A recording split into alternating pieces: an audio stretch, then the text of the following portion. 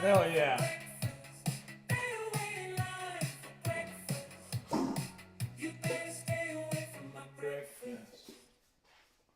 What's up, guys? Welcome to you. Please make sure to like the video, subscribe to the channel. It ain't that hard. Do that for me, will you? Alright. Starting off here with... Okay, so first off, let me tell you guys what we're doing here. But once again, please like the video, subscribe to the channel if you haven't already. Shout out to Burger King, the only one still doing it the real way out here in the streets. So yeah, setup's decent. So you guys are gonna have a like right down the barrel of that sauce as it's going. We got a little bit more light happening this time. I swapped out this camera here with another iPhone, an old iPhone that I just haven't been using, but this is a better camera than the one that I was using. And you know, we're just out here doing it, guys. We're out here doing it in the world. So first things first, we are doing a spaghetti. And specifically spaghetti sauce. I'm also going to be making some tea because I have a new tea pitcher. And you guys get a nice little view of everything going on here. That's right, Whopper all day. In fact, let me do a little story here real quick. In case you guys were wondering, the efforts that I'm willing to go through to stream my spaghetti cook to you guys is bam, bam, bam. The efforts that I'm willing to go through to stream. And we're doing it live because this is how we do things. I don't know how you guys do it, but I've always been a pretty big fan of doing it live. My spaghetti cook to you guys is bam, bam, bam. As you guys were wondering, the efforts that I'm willing to go through to stream spaghetti life, done. Bam, done. Oh, let's see who's on stage at the Secret Show right now. Liz Splat was on stage when I left. Damn, we've been radio silence in the Secret Show group chat for a while now. That means everything's going smooth. Okay, got that shared. Stories on Instagram. All right, we're good. Now, what's the first thing that I want to do? Should probably get the meat going first. And yeah, let's get some heat. Medium heat there. We're getting the meat going. First, how about a word from our sponsors since we have a moment.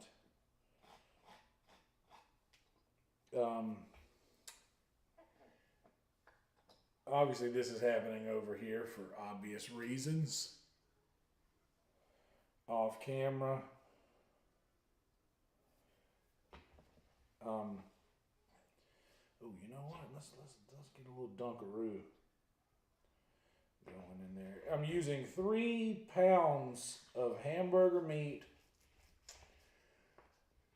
It's hilarious how I've got this setup going. I've got everything kind of balanced.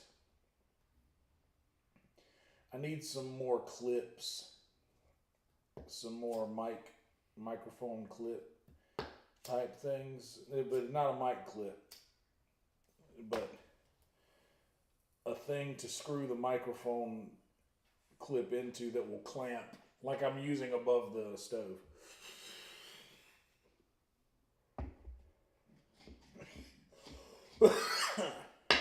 I need another clamp. stand like that. This thing up here. Which, by the way, you don't even notice that it's there, right? It's kind of hidden. I did a really nice job hiding it this time. I'm so proud of the setup. Meat. This is going to be a huge spaghetti. I am using 3 pounds of meat. So this is going to be a huge spaghetti. So let's actually get everything laid out. And we're going to actually need to keep this bag for now. Shit. Okay.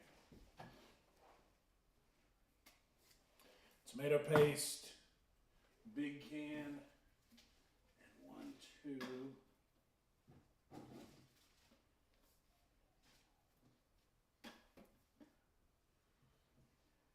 I'm making a lot. 5 large cans of red gold crushed tomatoes. This is the one that we like. The red gold crushed tomatoes. We're using 5 28-ounce cans. Don't worry, we caught it. So that there, I'm actually gonna give you a little bit more of, there we go, the counter. Eventually I'd like to have like a camera down from this shot so you get the, like the slicing and stuff. But since that pan is hot, it's surely ready for some meat. I'm gonna go ahead and oblige it.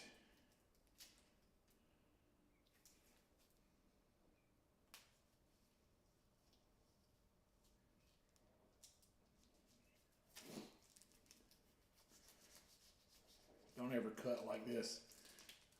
I'm breaking all the rules. Alright, got that. And honestly, I need a cutting board.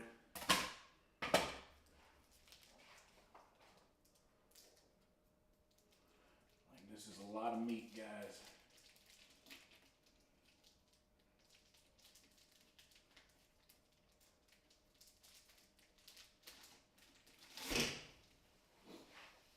We're going all in there. Now, I don't have one of those fancy breaker aparters. I use the old trusty wooden spoon that I like to use.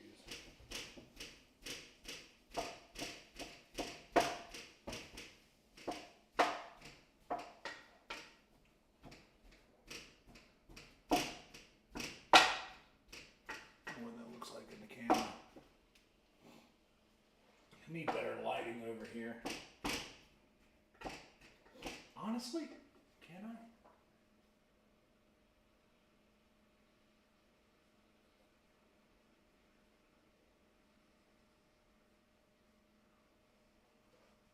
Yeah, there we go. It's a little better, yeah? Just want to make sure. My head's probably in the way, but I want to make sure that this breaks up all the way. There's so much meat.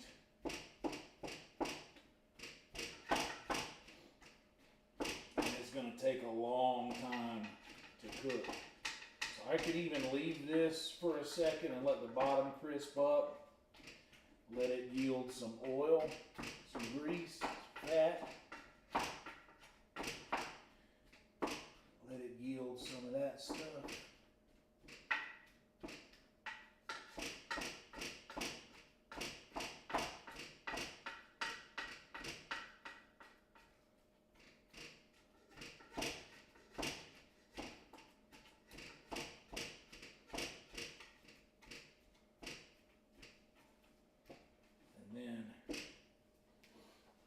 Does that make a lot of difference, the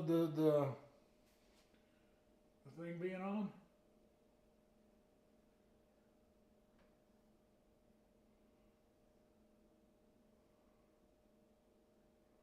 Does that make a difference? Did you guys see the light difference? Hell yeah. Good, Jason. Thank you. Glad you enjoy it, guys.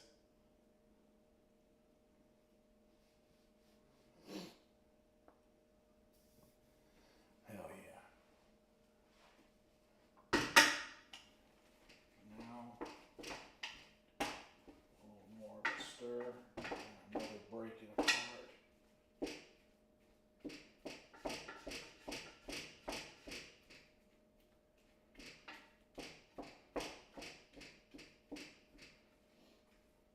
This is going to turn out better than the hamburger helper.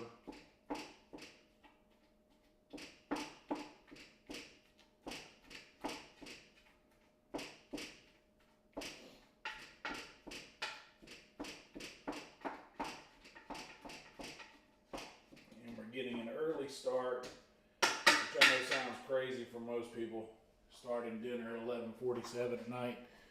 But this is the life that we live, guys. This is where we are in our lives. I need water, and got a new pitcher for the tea. Gonna rinse that out. A little soapy water.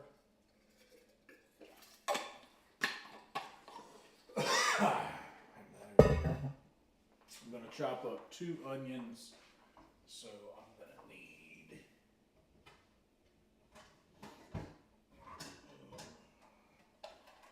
this guy.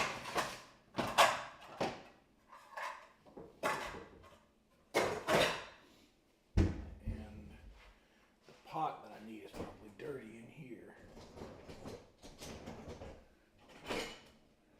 It is, so we're gonna wash that because we need it. Oh, sorry. I just noticed that it's something weird happening with the camera there. Hope that doesn't happen often. Get the remnants of whatever is in this pot out of the dishwasher out of it. And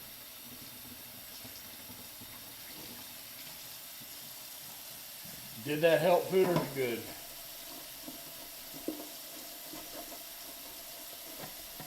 I was having trouble reading the chat the last time. I was like, what's up with this old ass computer? I realized the brightness was like all the way down. So I cranked the brightness all the way up. Looks like a different machine, man.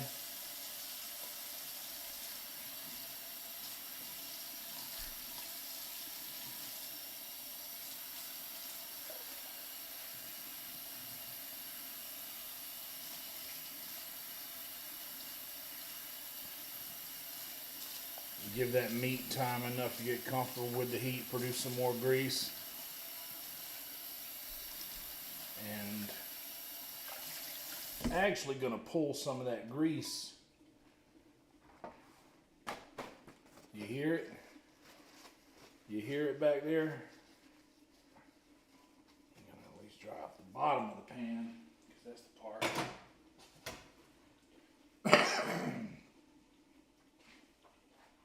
Now we're producing some grease in there.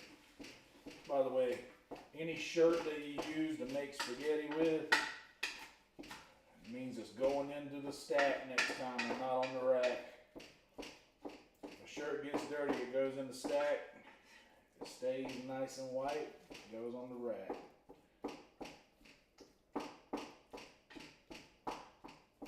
It's hung up.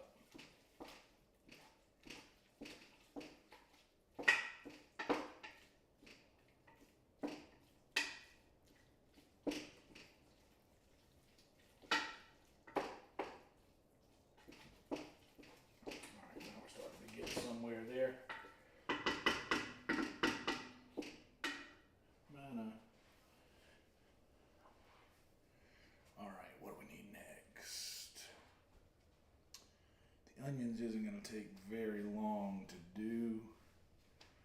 All of these are here and ready.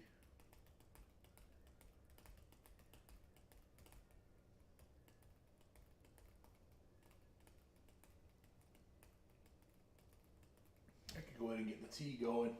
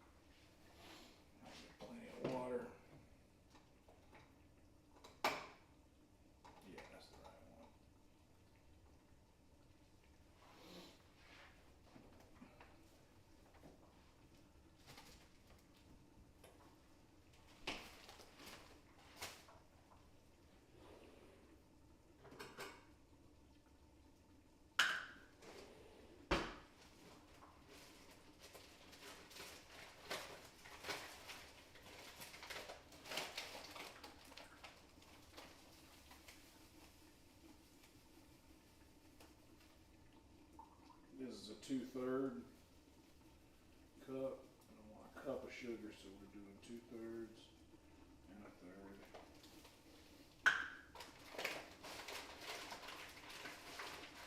Sugar straight into the water.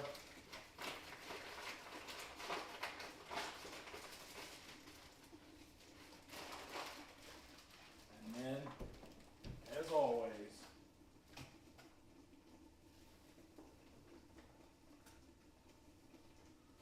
gotta throw a little pinch of baking soda in the water as well.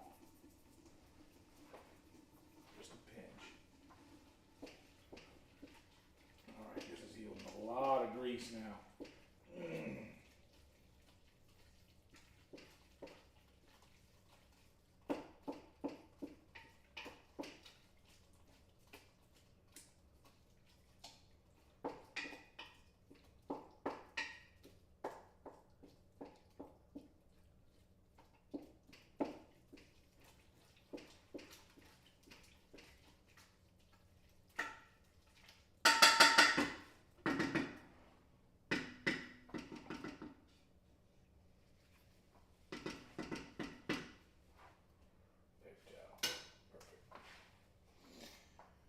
Okay, where'd the pitcher go? I got this pitcher too. So these 2 cups can go, actually this can go in the dishwasher too. There's that. There's this, empty.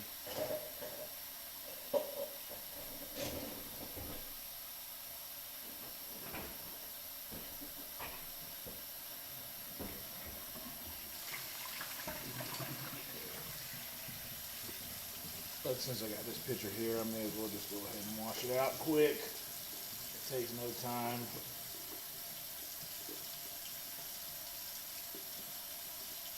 Whip it, toot it, blip. What's up, Jade? Thanks, Jade. Appreciate all of y'all hanging out with us here today. Make sure to like the video if you haven't yet, guys. No hard feelings, just a quick reminder in case you haven't. This is always a good time. These cooking streams always end up,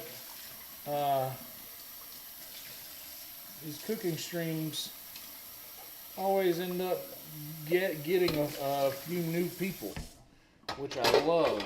You love to see it, you know, when a new face pops in. And I'm just excited for them to meet you guys. Spoon to stir that with. And boy, oh boy, whatever do we find here? Let a spoon.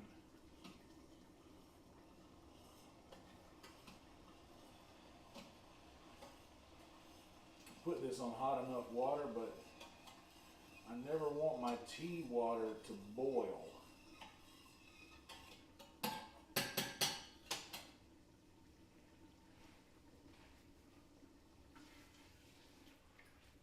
Hamburger meat's getting all nice and comfortable with the heat. That's all you want to do. That's why I always say, in my opinion, you never want to cook on heat too much higher than halfway, in my opinion. Let the meat get comfortable with the heat first. Let it, don't slam the heat. I mean, some things that's good for if you're trying to sear or whatever, but like, I always like to go at a low pace. Slow and low, Beastie Boys. That is the tempo. Break up the rest of that sugar at the bottom there. And I like to let this water go. There's a sweet spot that you will get when you no longer see any accumulation at the bottom, but you will also not see any bubbles. That's the sweet spot you want to get to. While I'm waiting for it to get there. And if you see bubbles, it's not, don't freak out. It happens. But just the second you notice bubbles, go ahead and kill the heat. I'm doing four bags a gallon. So, got 4 of those out of there.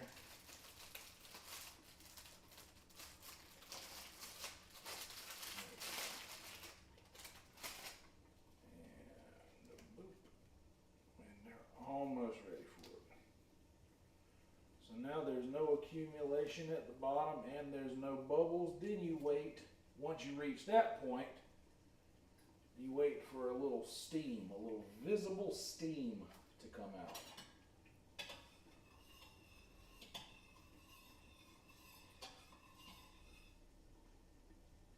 Stir it around and make sure all is good. No accumulation anywhere in there of any kind of solid. Everything is liquefied. Speaking of liquefied, I'm probably going to have to drain this meat.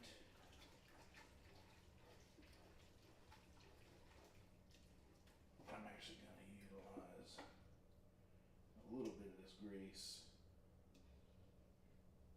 Well, this ain't working the way I wanted it to. I'll just do that over the fact. I know what I can do.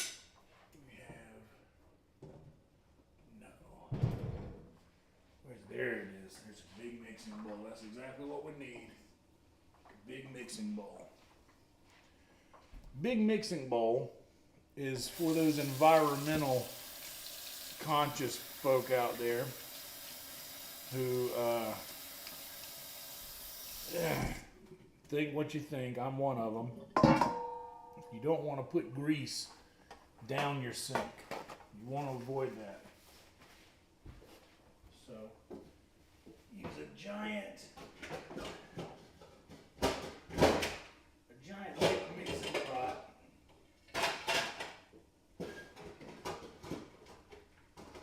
Should do the trick.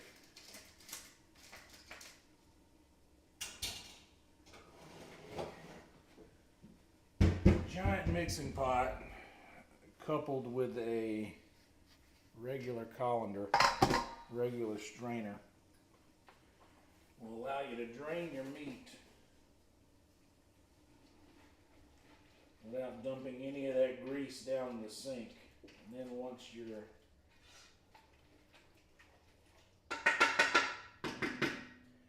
can take that mixing bowl, and once that is cold, you can dump it into the trash. Now, when you're rinsing off the colander at the end and you're cleaning out the bowl at the end, there's nothing you can do about that. But like, we're just talking about just not dumping the excess oil into the sink. All I'm saying.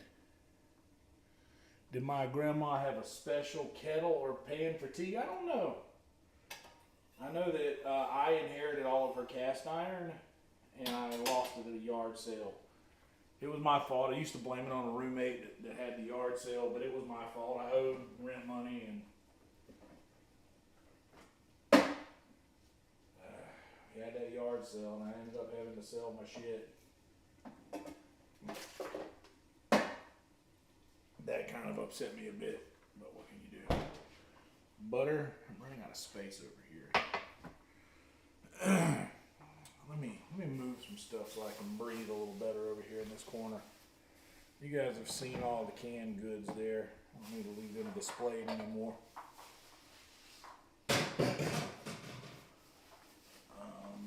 Save this bag and put that hamburger meat thing in.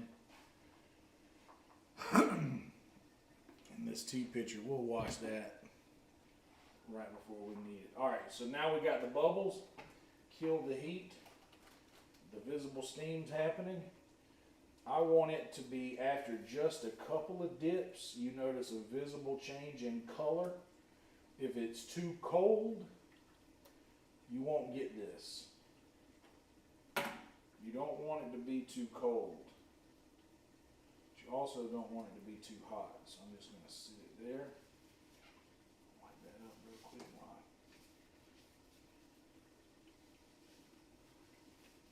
Got a second. And then I'm going to pull this. Well, I'll leave it there for just a second. It's not quite bubbling.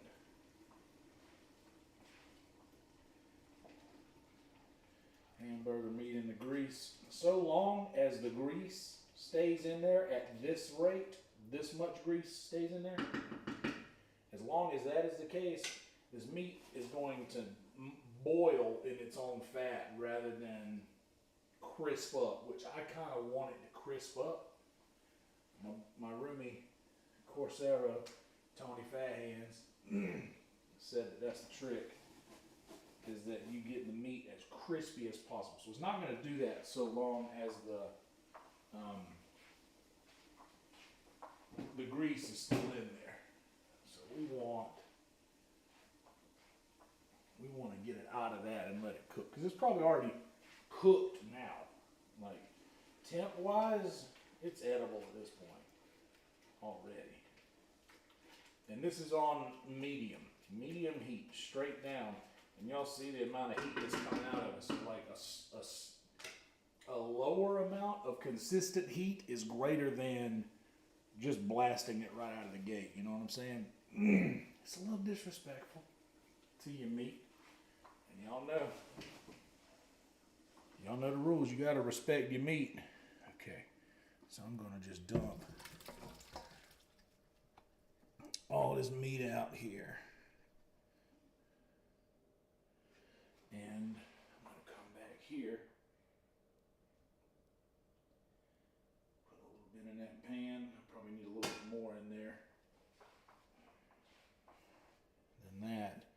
I don't want to, oh boy, it'll be good to sit here. It's not going to hurt nothing right there.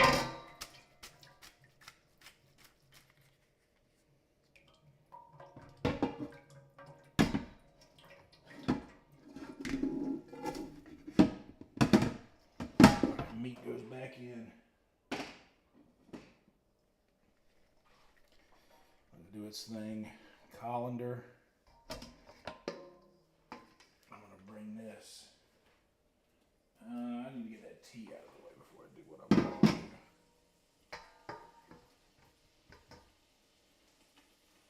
Alright, tea.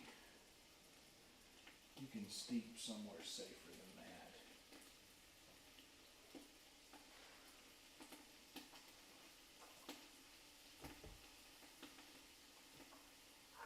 Let the tea steep over here. Get this pitcher. Be fine. Okay. And the spoon for the tea with sugar all over it. Okay. So now we take just a little bit of that grease.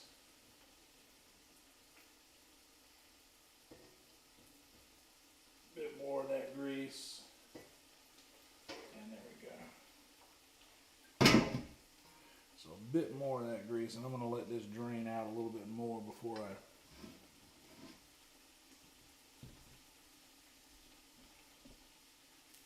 need to sit this somewhere actually out of the way. So this. This can stay here now. It's drained enough. And for me, and y'all hear that meat? The meat now is doing exactly what I wanted it to do. Crisping up and actually cooking rather than just boiling in its own fat, which kind of sounds metal AF. I'm actually going to go ahead and wash this too, hit it with the soap to cut that grease out of it immediately and not give it a chance to like harden up. Go ahead and not even give it a chance to James harden up.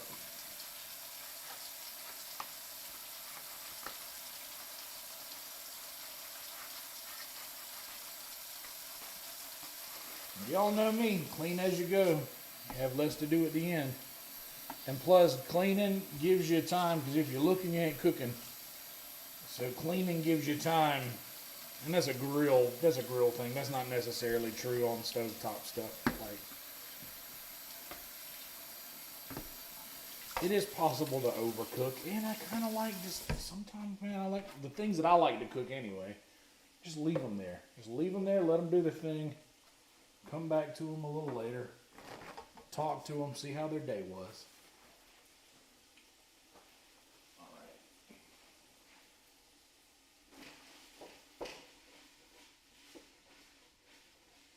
Mix it around in there, and there's probably still some more grease in it. This is the point I'm going to season the meat, salt,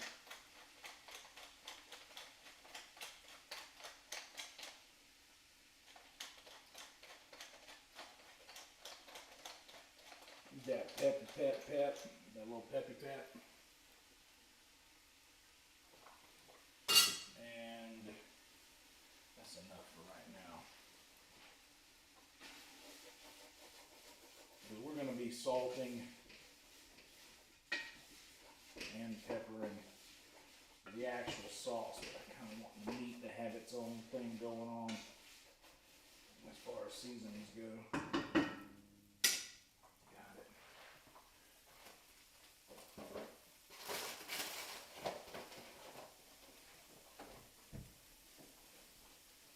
At this point, I'm even going to drop the heat some to give me a little, just one, not even a whole thing, not all the way to 4. It was on 5. I didn't even drop it all the way to 4. We got, all right, we got one final onion on the last bag we got. We're going to keep this bag here. That tea smells incredible, and I got to remember not to let anything get in it.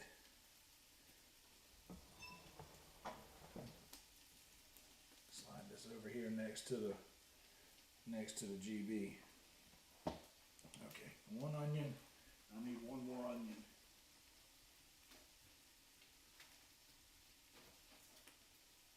These are 2 decent sized onions as well.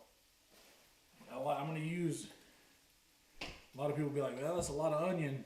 Well, I'm making a lot of spaghetti, so there's that. So this pan, it's not even hot yet. That's perfect. So I'll leave it right here.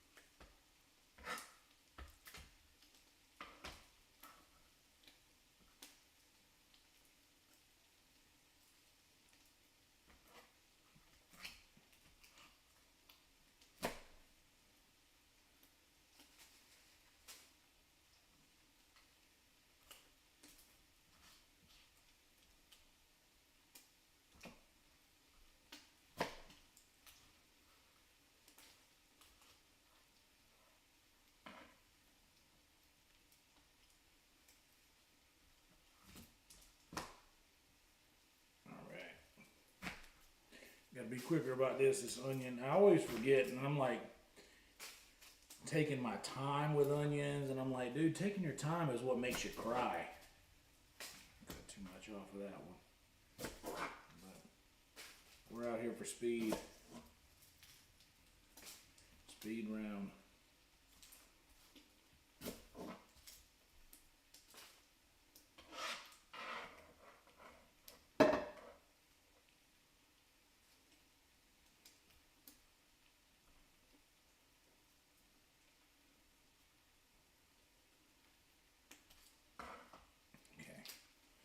We're just gonna go ahead and take a whole outer peel. That way we're not, I ain't gotta worry about none of the other bullshit. I'm already starting to get the onion eye going. There we go. Perfect. Can we do the other one, do the same thing? Yep, perfect. Onion eye at about 40% right now.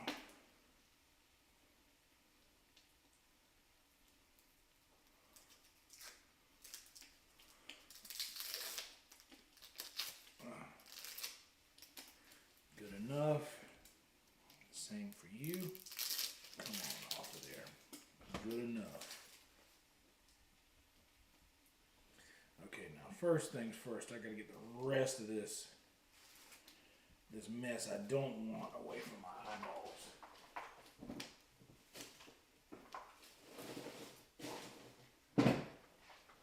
Also, while we're here, listen to this.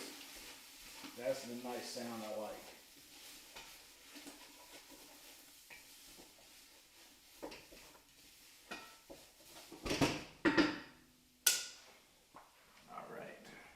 Now, these I need to dice, so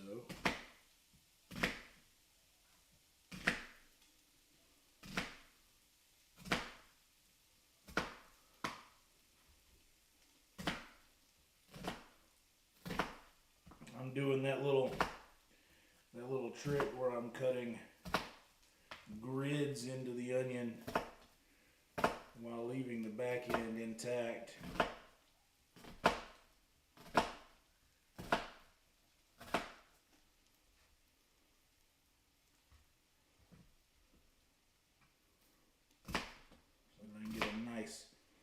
Dice. I went all the way through on that one, which sucks. It's a big onion.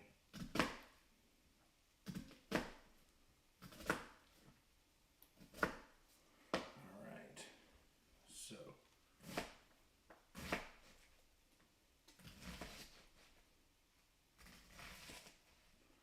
Oh, this is not going well.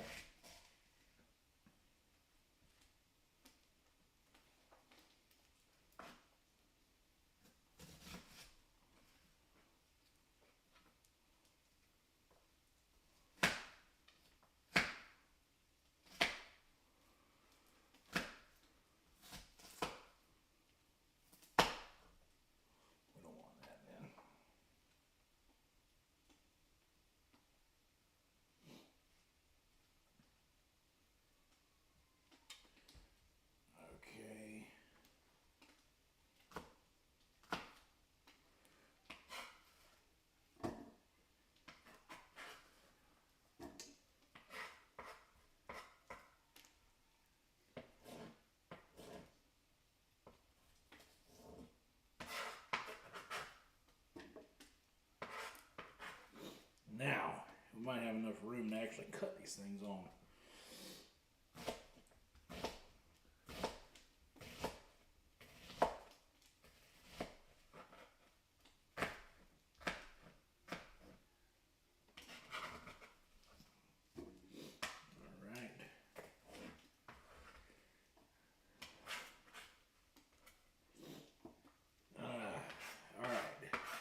Crying my eyes out over these.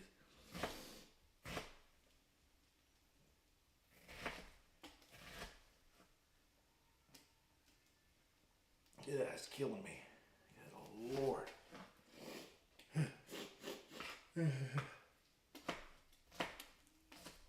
gotta make sure I don't lose a finger in the process here.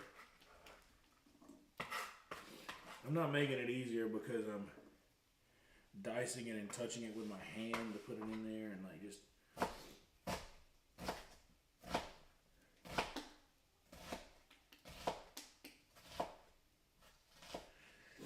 Alright, I made it all the way to the end of that one before.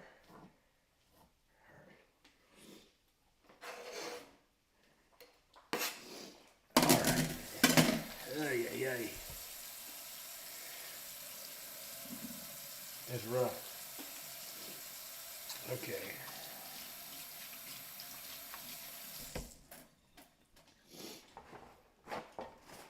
Just a little rinse. Now a butter knife. Perfect. Now heat.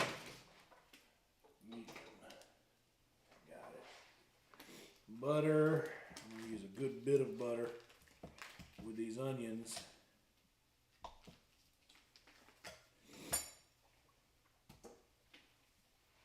About that much butter. And now I need to clean this area because it's all covered in onion.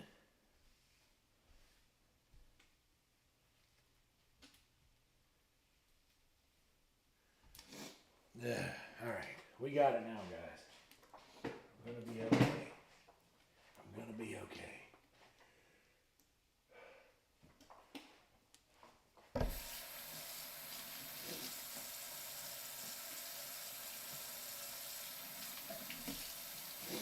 Hey, hey. Okay.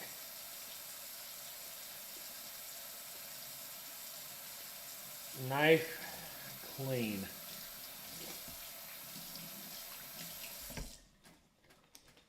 And dry.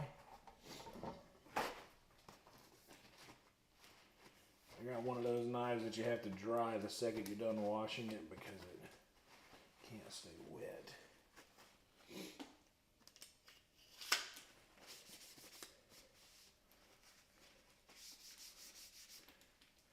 That's my knife. I like it too. Like I said, I've shown you guys before. It's like half cleaver. It's like big. It's got like there's plenty of finger space under, like there's plenty of blade left past the finger is what I mean. I like that. Okay. Now something very necessary and kind of gross.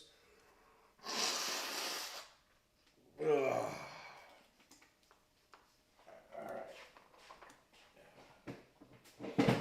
Ay, ay, ay.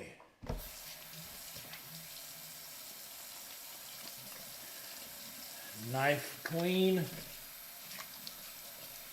Hands clean. Onion riddled cutting board.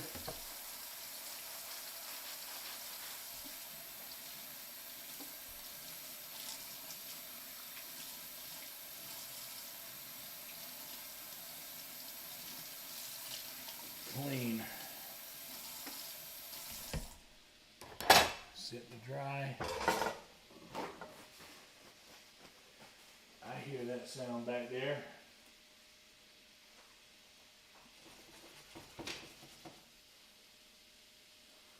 I'm actually gonna break apart these onions that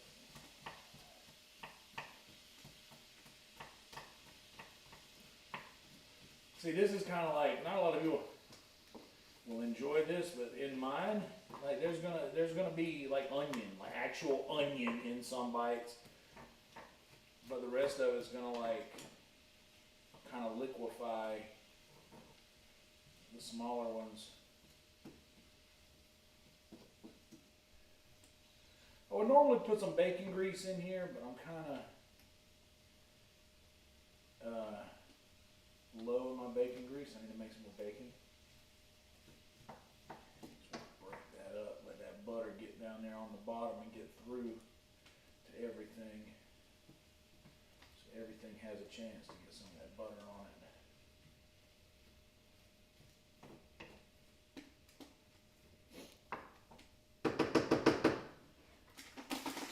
There we go.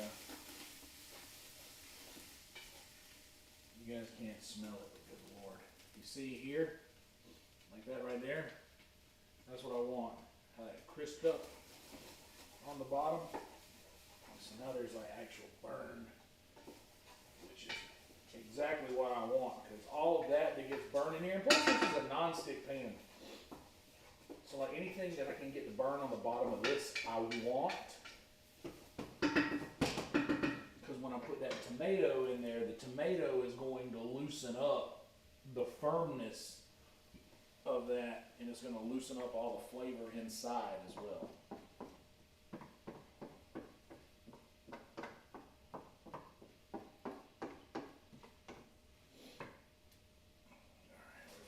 Flip. We lost one. Lost another one.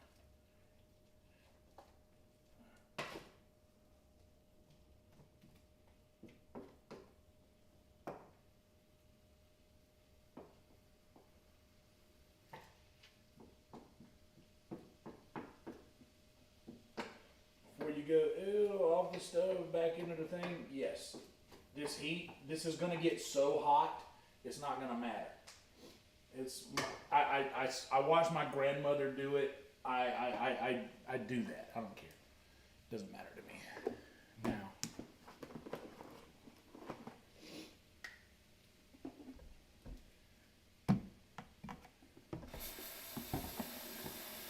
roadkill. You wanna see it? Are you ready for it? Here we go. I'm gonna just a big reveal. Back pocket. What I got, always my flashlight, but also always used, well, the hair tie must have been used, but I got always in the back pocket, always ready to go. I've had to use it. You'll get in a situation where you'll need to blow your nose and you'll have to use it and just be like an old man, pull that out of your pocket, corner it all out, spread it out, wear a huge bandana, blow your nose in the corner of it, then fold it all back together and put it right back in your pocket. Sounds gross. That's how the old men used to do it. And that's how I believe you're supposed to. Like, oh, you mean you walk around with a booger in your pocket? Well, when you put it like that, you weirdo. Well, when you put it like that. Alright, the lid has been scrubbed clean. Let's rinse it off. And it'll go back on in the water. We'll shake that sucker up.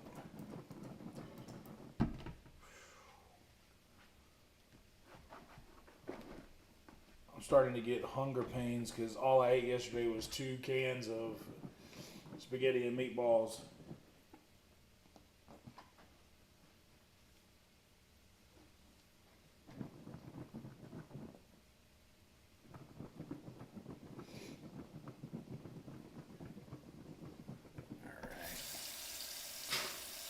And anytime you shake something up like that, when you go to, be careful when you, because it's like you're going to pop the thing. If you pop it off, you're going to shoot soapy water all over everything nearby.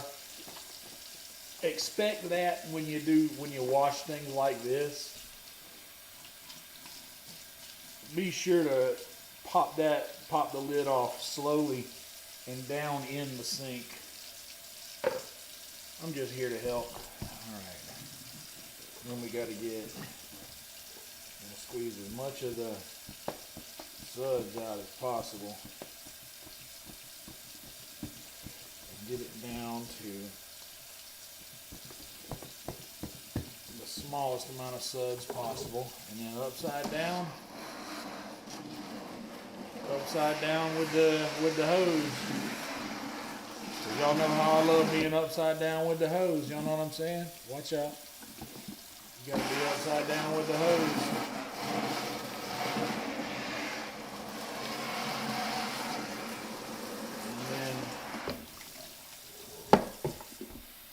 And you're good.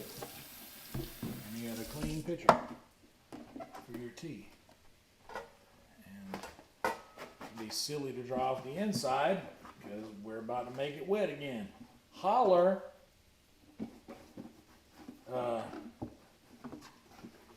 the outside, we don't want no moisture on the outside.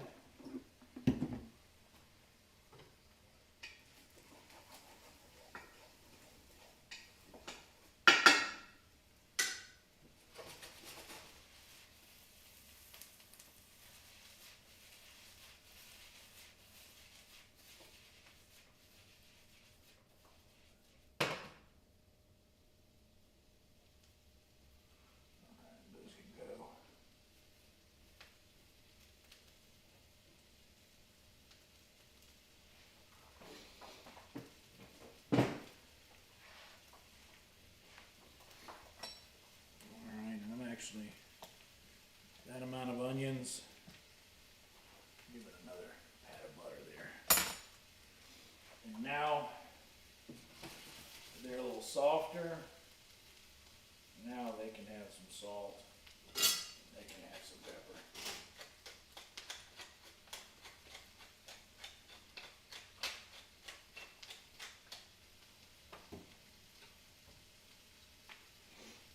Salt, little pepper. Took a little bacon and we took a little bean.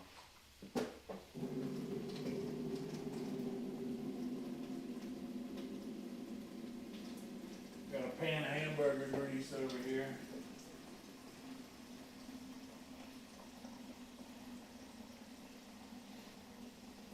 Mumford asked me the other day when I dropped the thing, he was like, so you put hot water in that plastic pitcher? And how technically that's true. I put so much cold water in it to where when I add the hot water, it doesn't heat the plastic up. You know what I mean? It cools, it keeps everything, it instantly disperses the heat.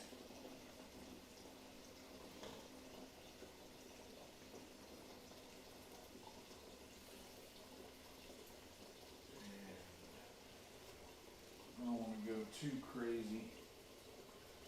There's not a half a gallon of water in that thing. So I'm going to do a little less than a half a gallon of cold in here. And the tea was the first thing that got pulled. So I'd imagine it's still hot on the sides, but not too hot for me to touch. Now, garlic. Big chunks. Big chunks of garlic. No more big chunk of garlic. Like, I mean a lot. There we go. I don't know if y'all notice how much garlic I put in there just now, but it was a few globs. Which is the proper unit of measurement.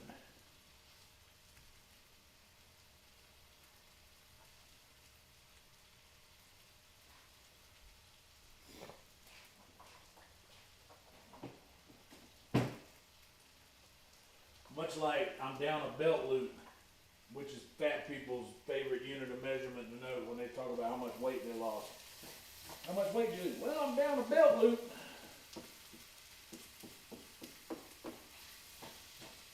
Things normal people never even think about.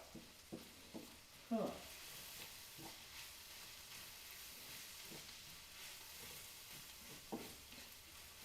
Now, some folks, when they're doing a thing like I'm doing, will opt for put everything in the sauce. You know, let the onions cook with the meat, then drain it all at the end. But I don't know why. I'm weird. I used to be very weird about my foods touching, but now I don't mind if it touches, but I'm one of those guys that will eat one thing on my plate until it is all gone, and then I'll move on to the next thing, and I save the best thing for last, whatever that may be. But that's how I've always done it. Yeah, like just one thing at a time. So I like to I don't know, it's going to have its time together. It's going to have its time together, no doubt. But another thing too is I like having this pan with some of the onion stuff cooked onto the bottom of it. Watch out. Having this pan with something cooked onto the bottom of it, like you'll see a little bit around this edge over here. There's a lot of like accumulation on the bottom. I'm actually going to go in here with my tomato paste and water and prepare that in this pan.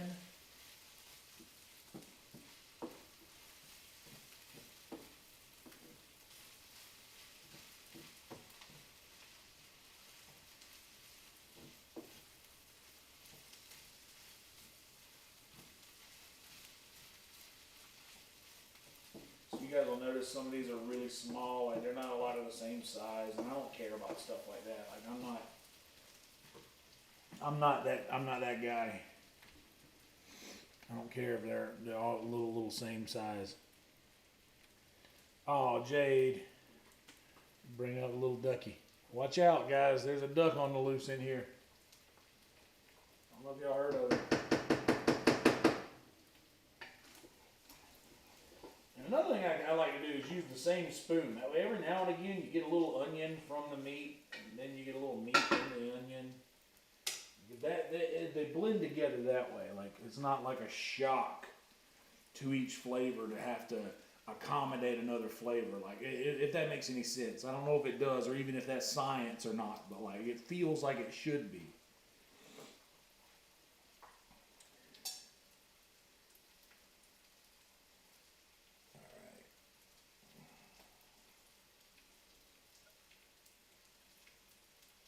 The old sticky sugar spoon.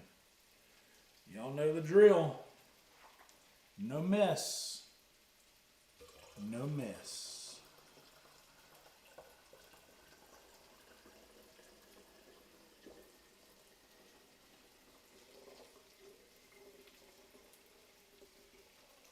And not a single drop lost. And we squeeze all the good out of the bags there. Go into the can, and this goes into the water immediately with that sticky ass spoon.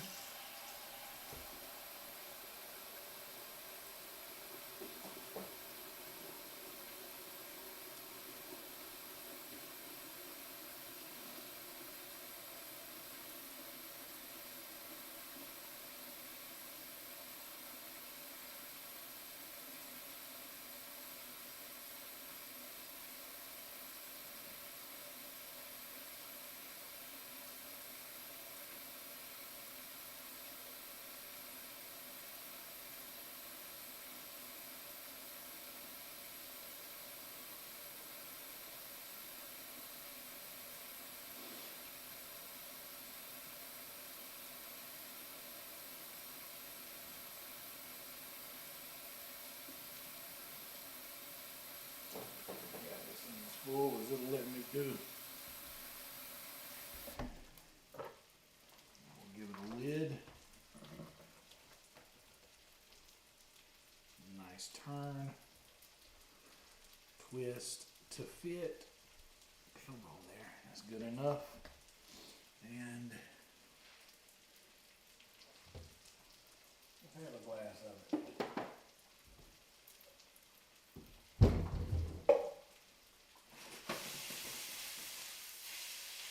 Look at that. That's what we like. You see how it's like, it's holding together a little bit better now? It means it's getting soft and more comfortable with each other. That's good.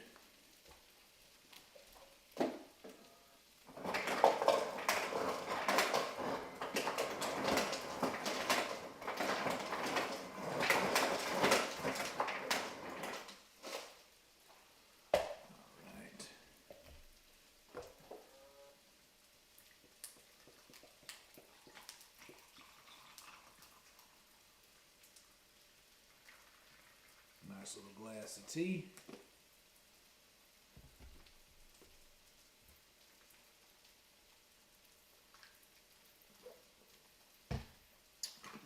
What more could you ask for? It's a good tea. All right. Finally got the heat right on this.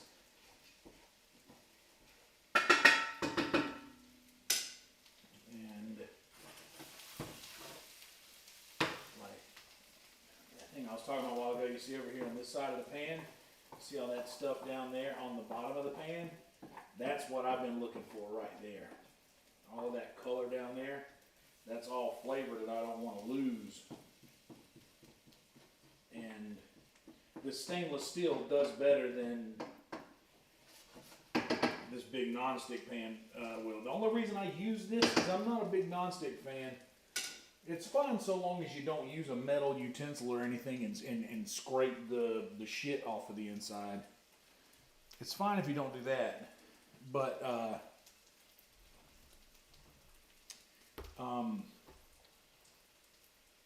the stainless steel is just really nice at like getting dirty, if you will. I want a pan to get dirty. I want the pan to get dirty, and I want to utilize the flavor in that dirty stuff. And we're getting ready. I'm going to bring this over here out of the depths, because now we can move the sweet tea to a different place. And we got a nice little tower of tomato sauce here. Actually, let's give them a little. Let's give them a little taste. This is why I like streaming this way, because I have a full use of my phone, the phone that I actually use. By the way, in case you were wondering, here's how we're doing it. I did 3 pounds of hamburger meat, brown and drained, and then I did 2 large onions that is now getting more and more comfortable with the heat. Threw some garlic in there as well. And with that, I'm putting in 5 large cans of crushed tomatoes with a big can of tomato paste. And that is how the spaghetti is going. I'm going to season it. I'm still going. The meat's ready for some onions and some sauce here any minute now, but we're getting there. So it's still going. The last story has the link. Done. Share. Done. We're doing the thing out here, man. We're doing the thing out here. Make sure that posts. Now we're good.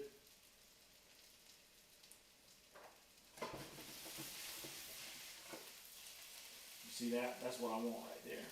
You see that nice crispy brown looking effect.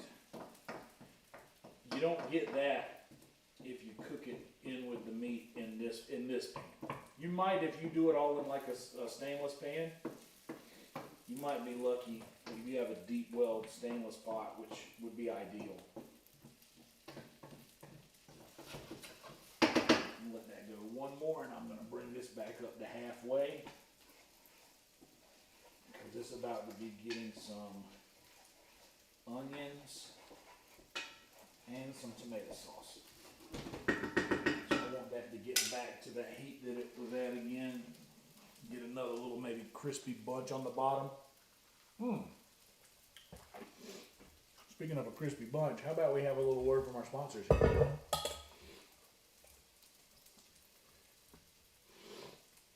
It's about time. Hit him in there, somebody to help me eat a spaghetti. Hit him in there, somebody in there, brother down. About damn time, hit him in there, somebody to buy, body to buy. What the fuck is that bitch talking about?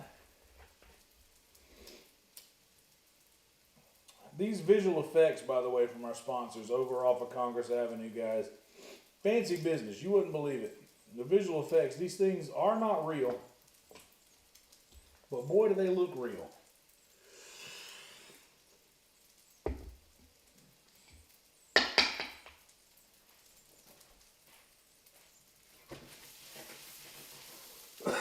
What you crying for over here, onions? how you feel. All right. Actually, before I stir that, I'm going to go ahead in there with this. These onions are ready.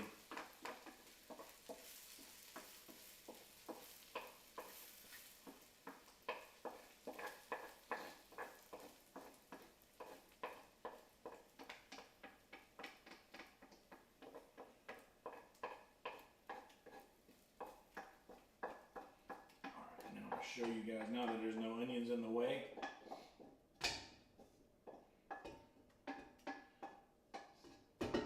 Check out all of that flavor in there. It's nice, right? Actually, we need to. Where's the paper towel? Gotta use a freshie.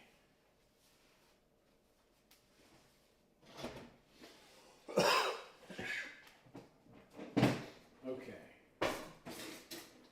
Kind of open though. I'm actually going to do a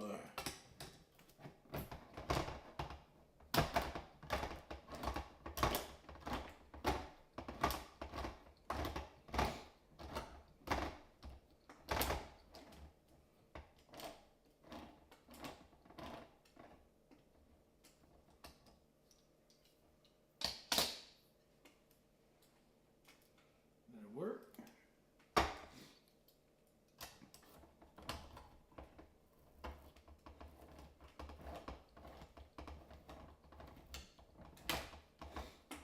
The whole thing came off, that's fine. Here, let me just, there we go. That can of crushed tomatoes right there.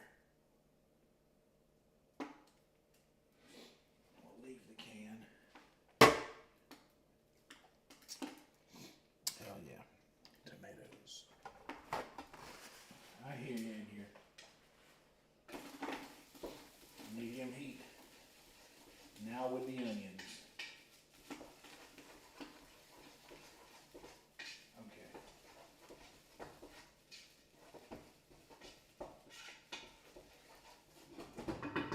Now by the time I go to add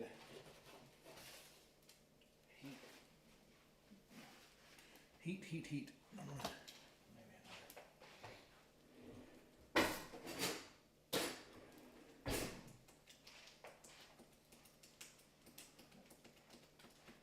Okay. Oh, here we go. The sweet sugar spoon, that'll be good for this.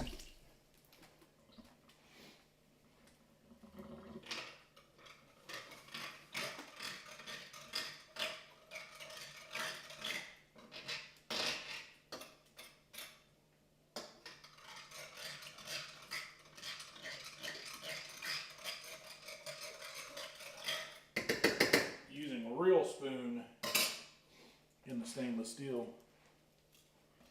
I'm going to need all of these. So.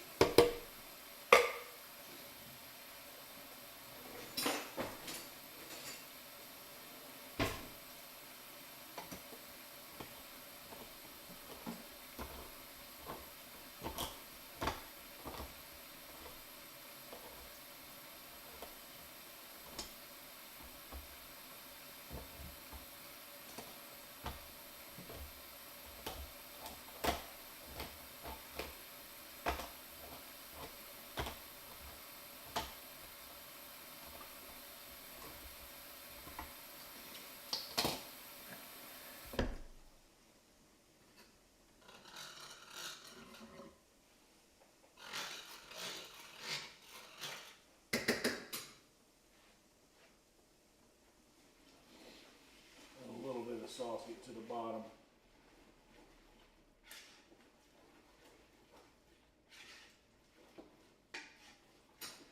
So much meat.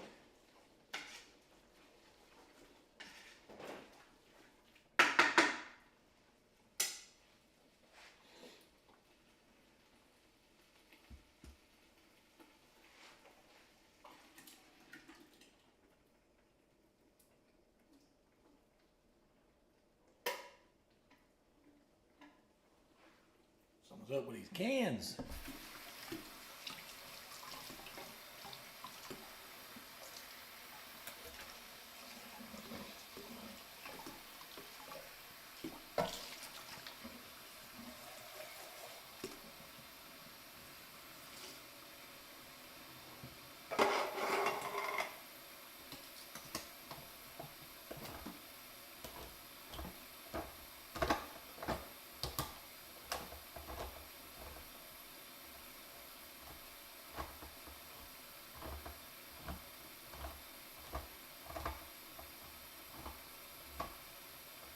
There we go. That one opened like a normal can, kinda.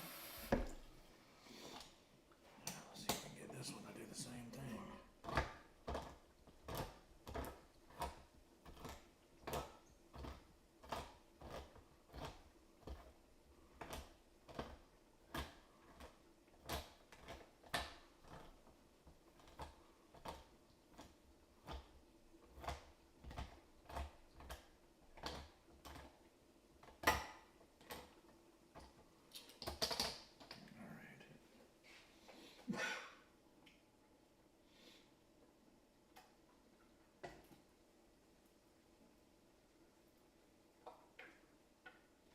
Come on, man.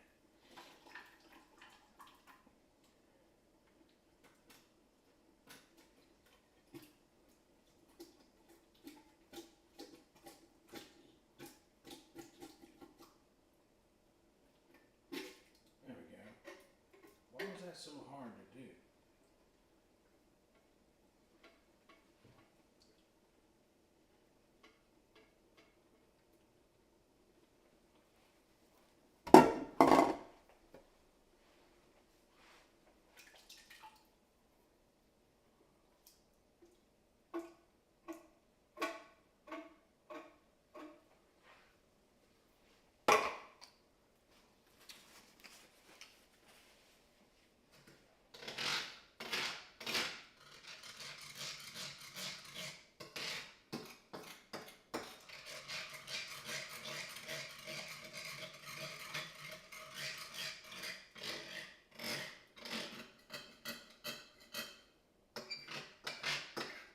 Let me just scrape it with a spoon.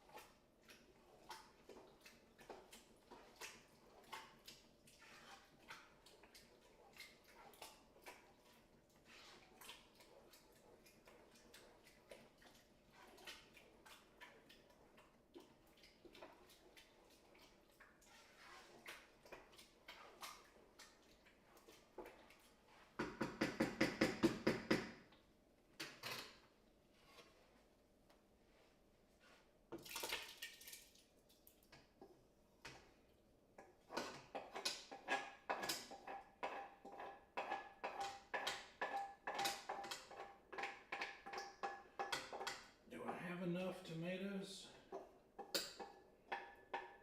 to that much meat?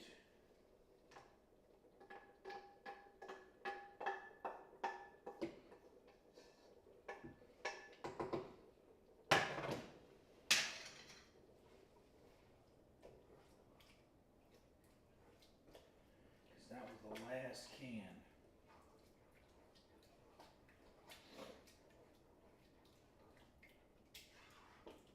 I mean, it is a heavy meat sauce, which I like. But I could probably go for another big can. I don't think I have that. There might be something in there.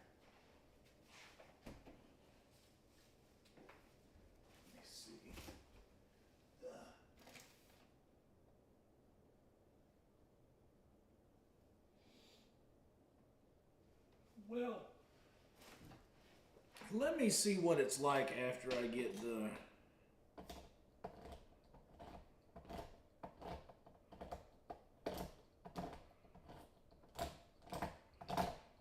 tomato paste in.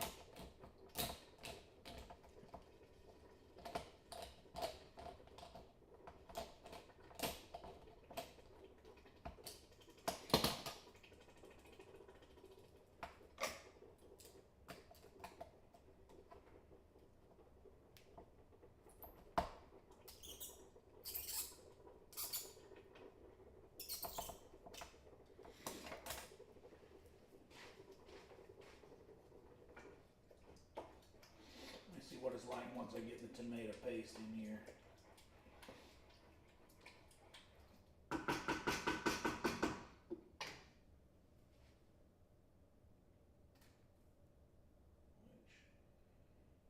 Get this lid off. Just like that.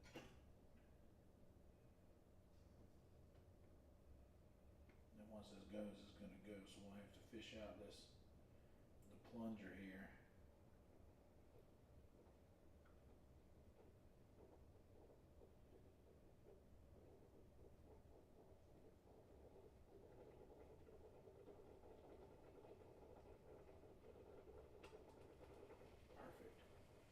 Perfect.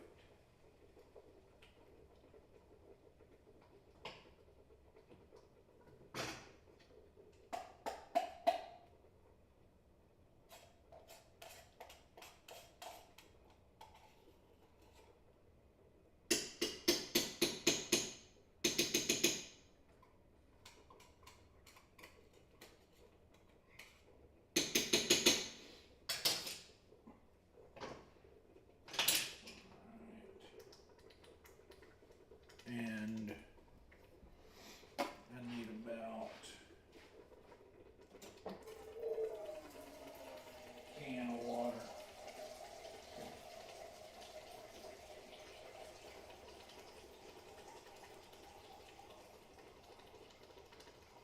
There should be enough water.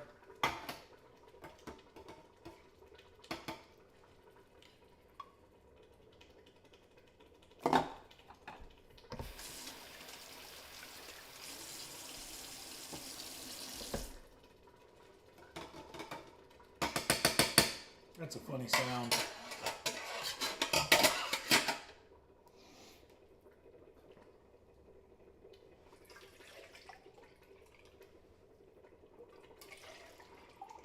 Do this thing where I'll just pour back and forth from can to can to get more tomato juice, tomato flavor. Because at this point, I'm needing all the flavor I can get with the amount of meat that I put in there, which is probably an oversight on my part, but that's fine. We innovate.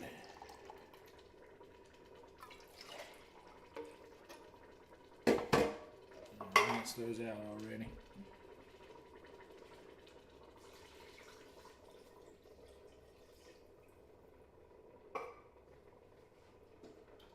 So that tomato paste will give it a more rich red.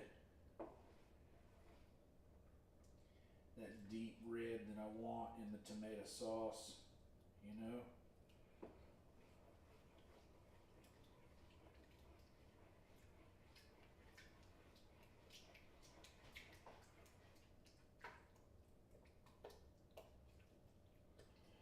Now we're starting to look more like a traditional spaghetti sauce, so I guess I don't need another can. There's plenty of meat in it. A couple of nice honking onions in there. which I like to see. I like to see the ingredients.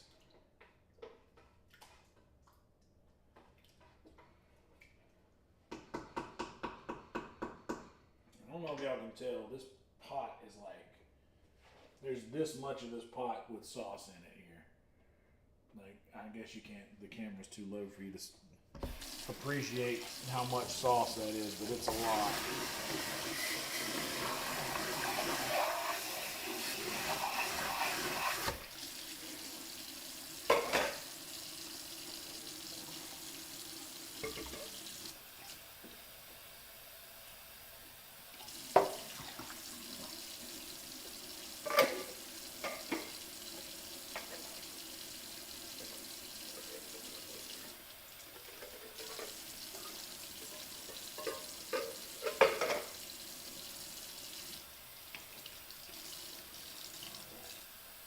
Rinse all this out. I can hear all the stuff that's going on behind me there. There's another can over here.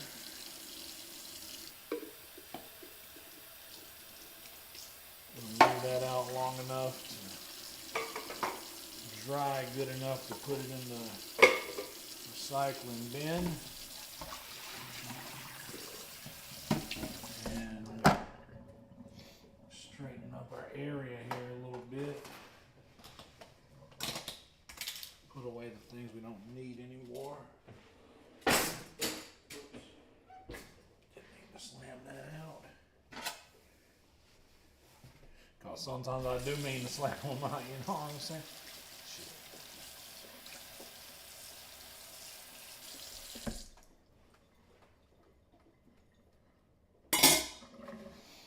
Hell yeah, that's an acceptable amount of sauce.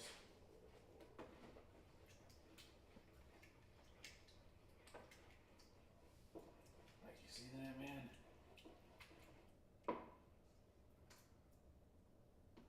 I haven't put a single seasoning in there yet. This is just tomatoes. That's just tomato, meat, and onions right now.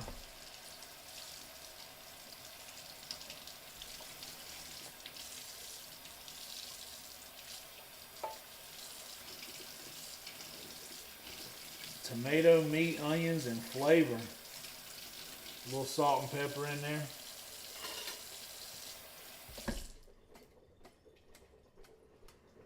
All right. Now,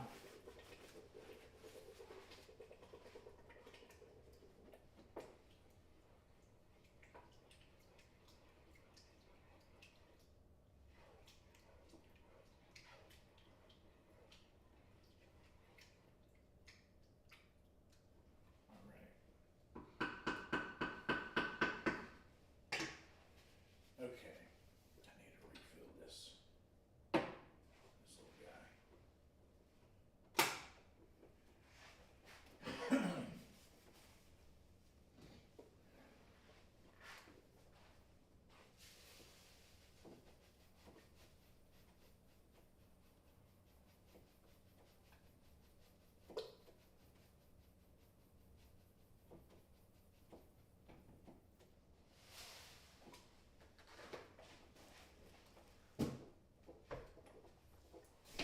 All right. First, big salt. Big pinch. Another big pinch. This is a lot of tomatoes. It's going to take a lot of seasoning. And as crazy as it sounds, I'm probably going to have to salt it again. This is going to take a crazy amount of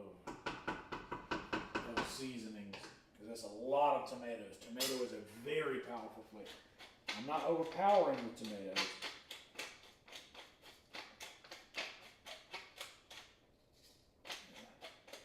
About 3/4 of the way full in there. So I'm going to take probably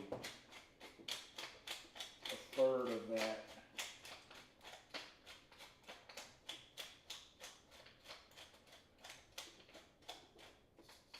Yeah.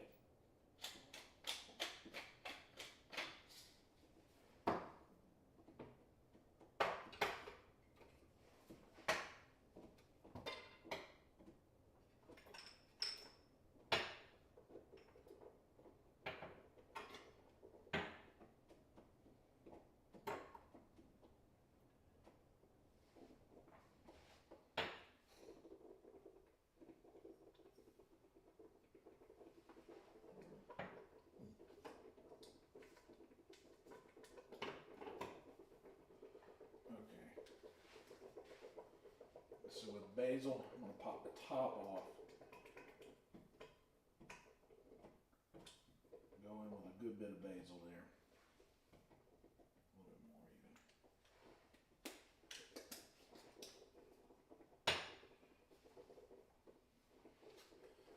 The oregano, same deal. Going in with a good bit of oregano. I know this looks like a lot, and I'm telling you, this is a lot of sauce. And then with the parsley flakes, parsley, we're going to hit the whole thing with parsley.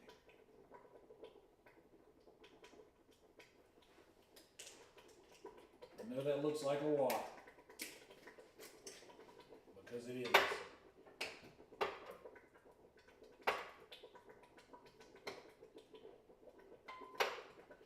Another thing we're going to do, give it a stir here real quick. See, watch, once we stir it,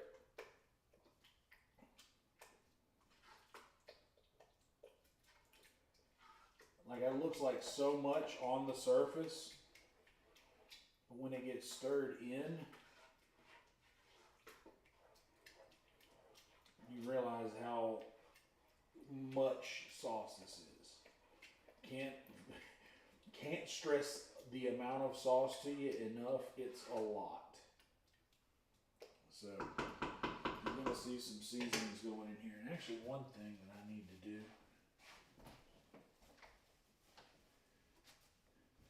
that is necessary is hit it with a little sugar. Hit it with some sugar.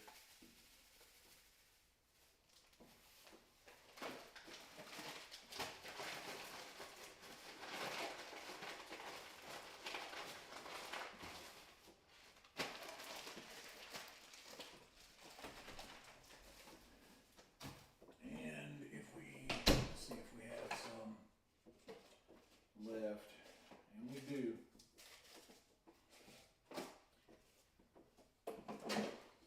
We are going to do 2 packets of crushed red pepper flakes, courtesy of Jet's Pizza.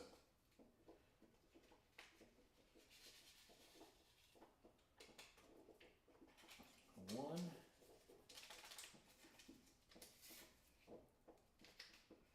And 2. Just for a little heat, a little back end heat.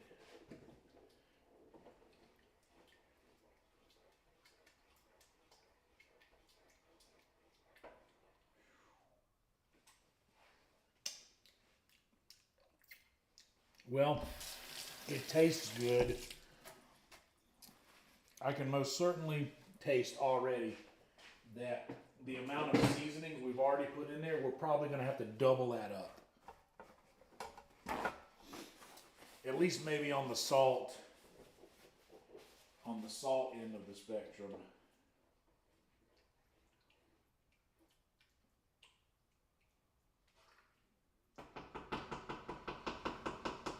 I'm actually gonna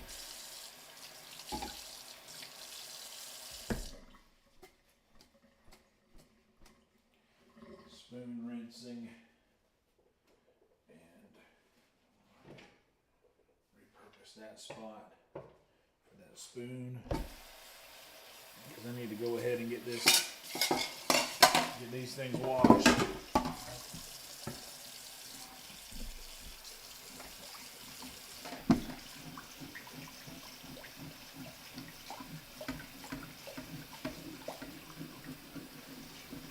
Hit that pan with the scouring steel wool sponge. How y'all doing out here? We still doing good?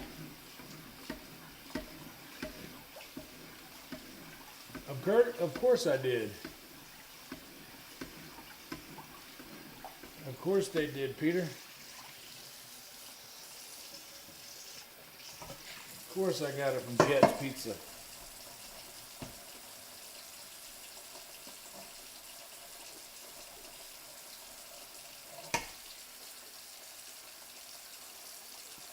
I don't know if they added added sugar in Goodfellas or not, but it makes for a good sauce. It's a nice binder, and I like I don't know. I like it. A lot of people will say that's sacrilegious, but I don't care. I cook the way I like to eat, and so we were talking about tonight in the green room where Red Band was like he likes to, because I cook stuff that like it's not healthy. I've said several times that if you're looking for healthy something, this is the wrong channel for you. We don't do that here. Like, I'm not a healthy cook. I don't.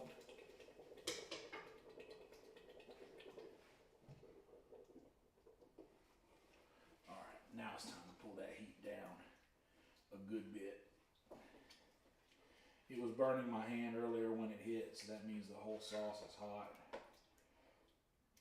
But I mean, get a load of that, guys.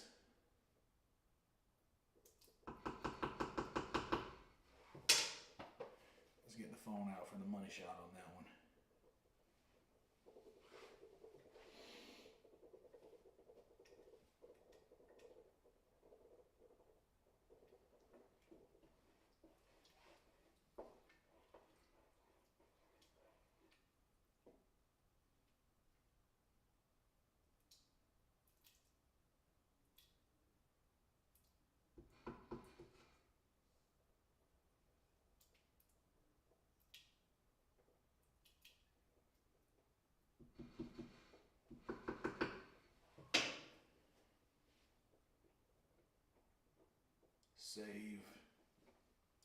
Save that video.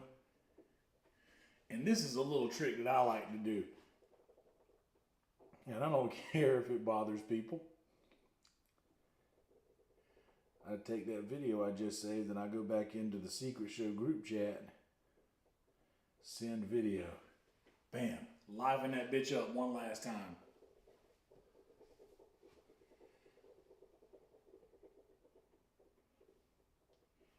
Phone's dying, 20%, that's fine. The tea.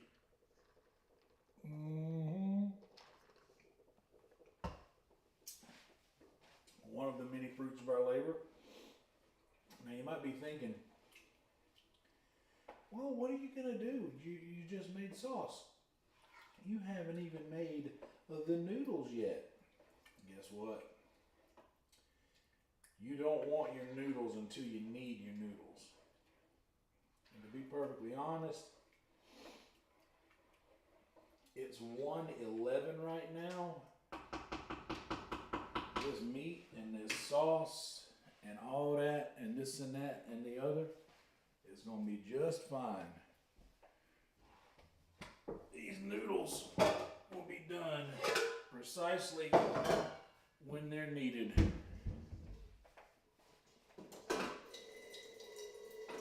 We can go ahead and get the water ready for them.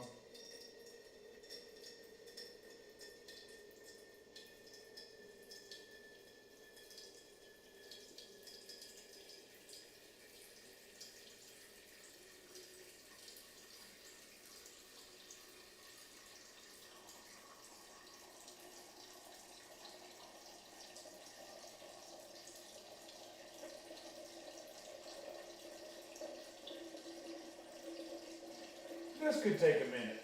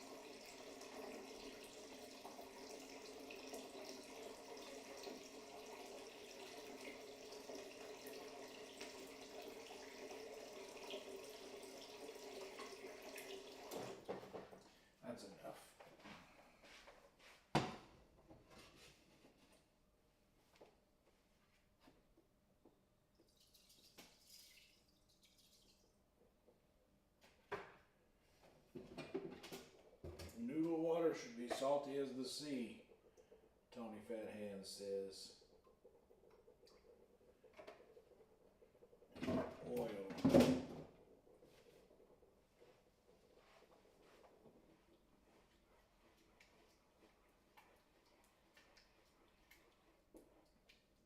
that in there. Sizzling.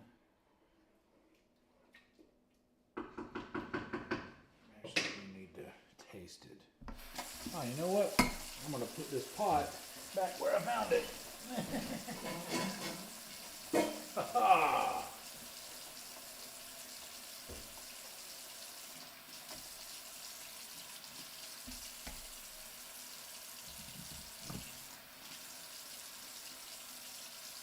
Spoon.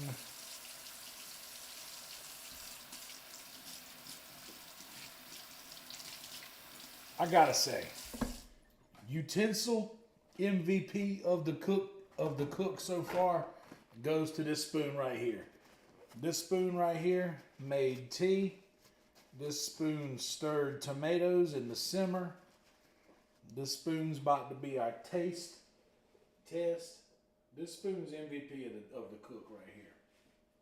So I'll show you guys. Get a little closer look in there of the sauce here. So in that one little scoop, you can see pepper, you can see seasonings, you can see onion, obviously tomato, obviously meat. That's a sauce right there.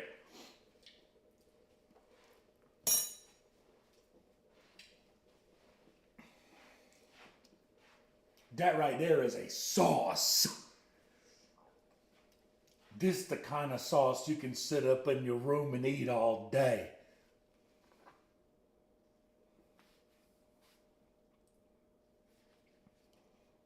That's a proper sauce. Yo. Don't y'all tell nobody.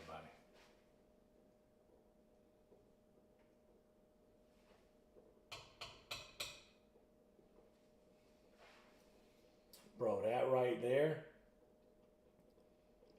that is a sauce. Yo, we might be all right.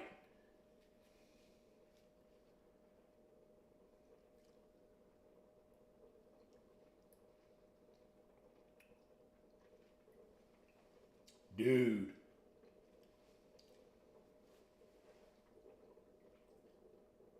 Did I make that?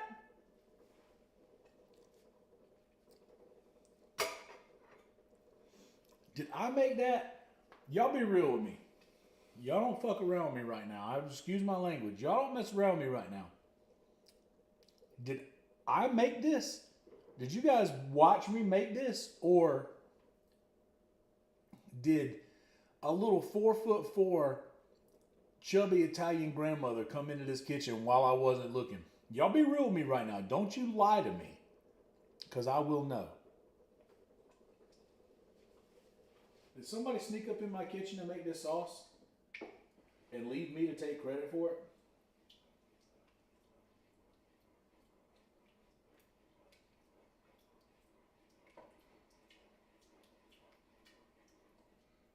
Because it ain't even done. It ain't even done. It's not even done cooking yet. I believe that my disdain at my son that sits in his room all day eating cranberry sauce. I say, son, you want a real sauce? I believe I can legally do that accent now and not get in any kind of trouble for it whatsoever. Not that I ever couldn't.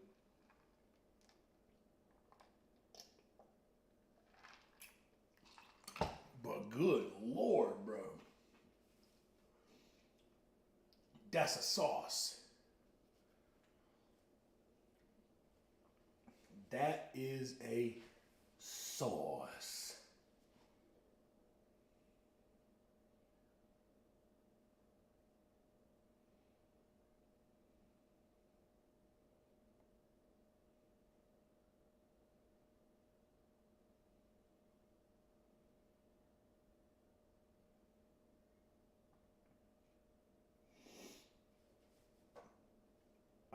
mean, dude, I'm beside. You know what, man? I'm actually. I needed this. I needed this to land. I needed this to go well. Man, I needed this to go well.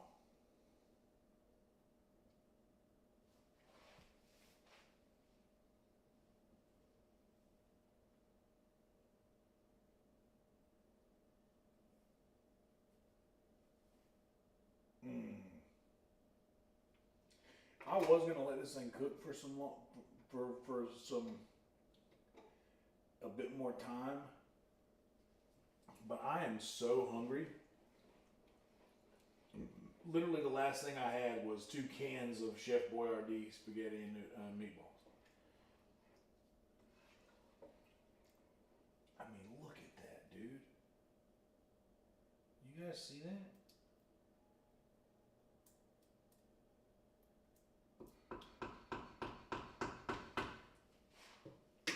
I know. So I'm the only one that can have that can taste this. This looks exactly how you want a sauce to look. It tastes exactly how you want a sauce to taste. It smells exactly how you want it to smell. I am not joking. I may have this may just this may be the one. This may be like the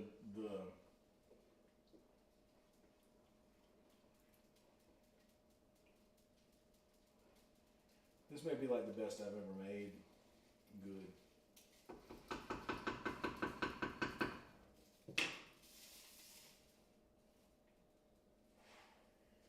Wow. Get some noodles going, bro. Get them noodles going.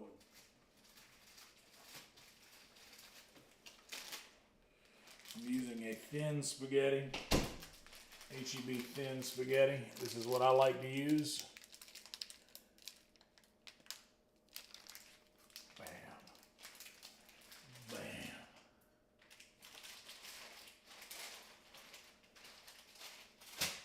Wow, dude. I gotta go in there for another little.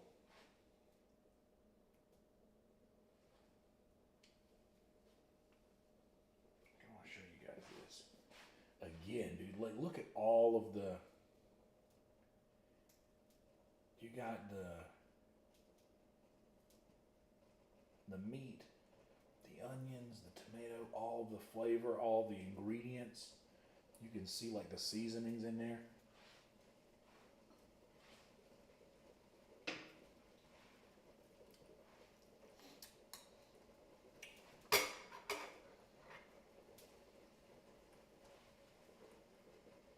Don't need nothing.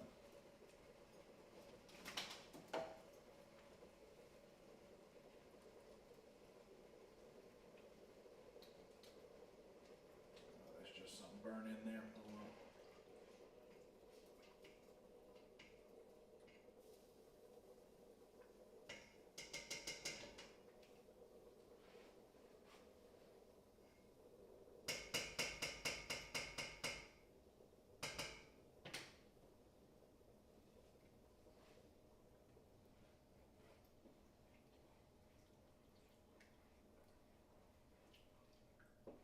The best part about how good this sauce is how much of it I have.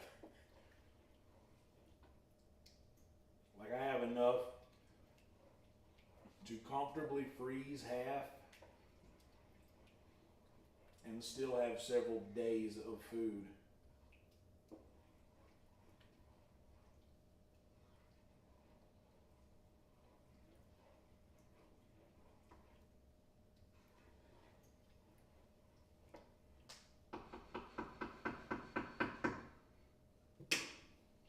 This smells like the kitchen when my mother used to make macaroni and sauce.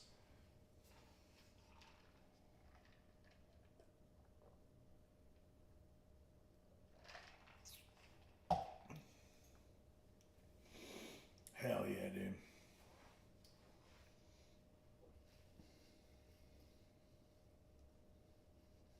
Oh no, the roomies are gonna get this. Mother's house sitting right now, so I don't know if he's coming home tonight. But I let the anytime I'm gonna do a big to do like this in the kitchen, here's the thing. Here's the thing about being a good roommate. And communication is the number one thing that is necessary in being a good roommate. Um, you gotta communicate, man. If you don't communicate, it's kind of disrespectful to everyone else in the house. One thing that we got going for us here, we got a nice group chat where anytime something like this is gonna happen, or anytime like something out of the ordinary is gonna be going on, we're always like, hey, this is going to be happening on this day at this time. Just a heads up so you're not surprised with this when it happens. Communication is key, and we have that here at our house. And I'm very, very lucky to have the situation that we got here to where we all communicate very well. Like there's been issues in the past with roommates that I've had. Just you gotta communicate, man. That's all there is to it. But that being said, before, like when I left for work today, I was like, hey, I'm gonna do a kitchen stream tonight because this is a whole to-do setup. I got 2 lights, 3 cameras, a whole computer, plus like I have access to this whole set here, basically, which it kind of looks like a set, doesn't it? A little bit. The only ideal thing would be like someone watching the action and flipping between cameras and such remotely, or not remotely, but like that'd be the only way this could be better. Having all camera angles going at the same time, though, you guys can choose to look at what you want to look at. Like if I say look below me at the sauce, you can do that. Or if I say look beside me to the sauce, you can do that. But y'all, I am here to tell you, dude, the meat to tomato ratio is spot on.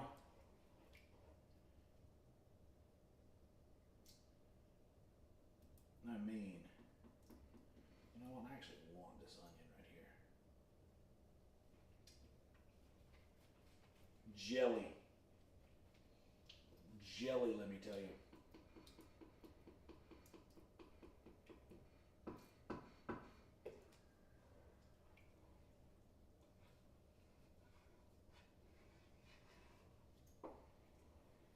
This is so good, dude.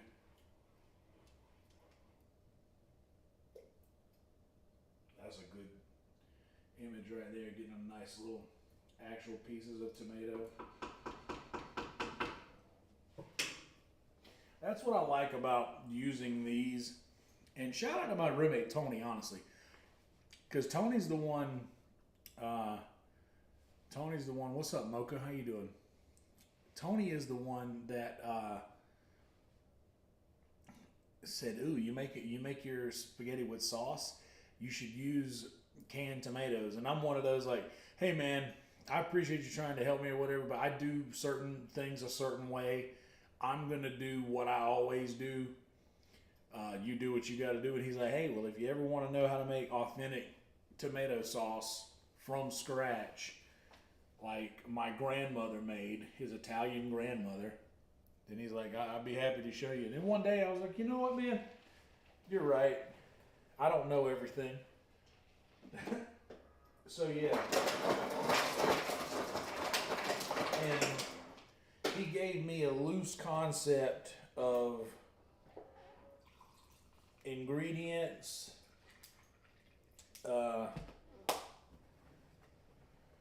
He gave me a loose concept of ingredients to use, seasonings, like what seasonings I needed and the ratios at which to add them. 1 part oregano, 1 part basil, 2 parts parsley. Decent salt in the noodle water. more oil than you would expect in the noodle water. But he gave me the basic recipe to this, and then I just added the stuff I would normally put in. And I would normally also put mushrooms, but I think that not everybody in the house likes mushrooms, and I want everybody to be able to enjoy it. So I augment my recipe, which my recipe would include mushrooms. I would like just some sliced bellas, some sliced portobellas or something like that. Would go in about the time that I added the garlic to the onions earlier. I would have also added mushrooms, but it's just an extra texture thing. It's just an extra texture within the sauce. It's like it doesn't. I'm not hurting that it's not in here. But dude.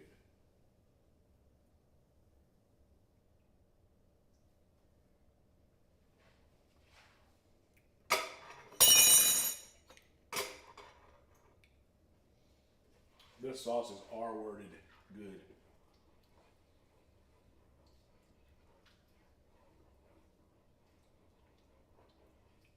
The tomatoes are bright. It's like, it's doing exactly what I wanted it to do. Remember earlier when I said tomatoes is a powerful flavor? I don't want to overpower it, but it's so powerful of a flavor that if you want to taste anything other than tomato, you have to up the amount of all of the other stuff that you add. So I would say maybe I could go for a bit more salt, but I'm going to be adding Parmesan, and Parmesan is a salty cheese. So maybe that's just like, it needs something else. That is the Parmesan. Because I hit heavy Parm. I hit the Parm heavy. Because I believe the only acceptable amount of Parmesan cheese to put on something is too much Parm. And all God people said,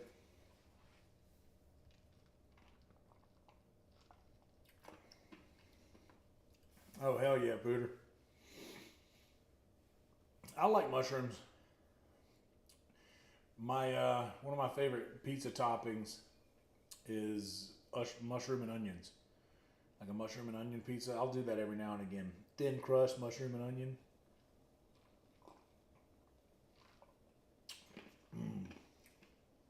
So good, like that cracker thin crust that Domino's has.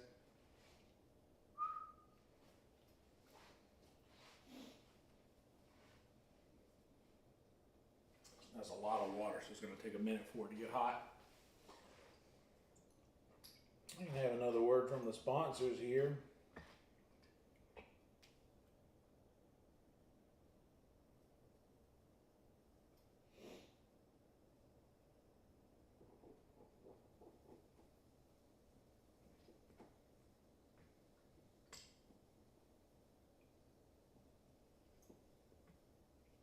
Wait, is it bubbling? What's going on? That's not the sauce making that noise. Is it?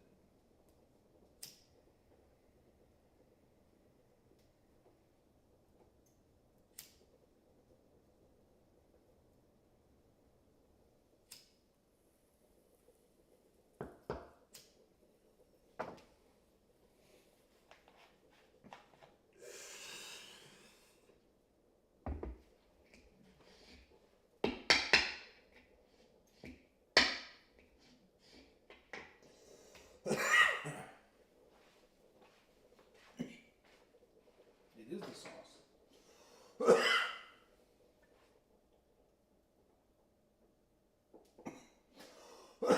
Anytime that you're making a large volume of sauce like this, and you see a little itty bitty bubble, so that bubble represents a larger bubble somewhere inside.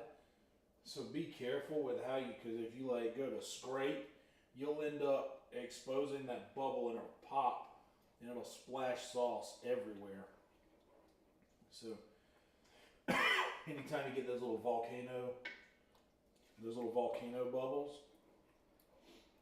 make sure to like just be gentle when you're going to stir it, because it could whop and that bubble will just pop and throw sauce all over everything.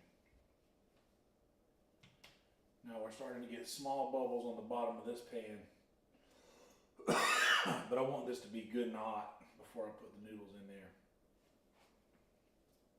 because I don't want to break any of them. I just want to put them in there, and I'm actually putting a good bit of noodles in.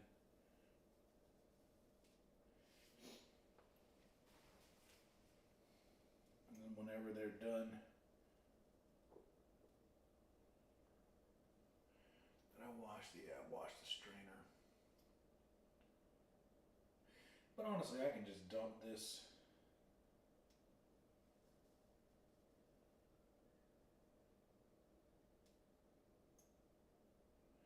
and keep the noodles. Noodles is an easy thing to strain without a strainer. And plus, if there's a little bit of water left, that'll be good for the sauce that I'm going to put on it. Because I put a little sauce on the noodles immediately to like, because otherwise they get kind of gummy. And some people would use olive oil, but olive oil is a powerful, it's like a more powerful flavor than I want, and the sauce is what's going on anyway. So I just put a spoonful or two of sauce in there and like make it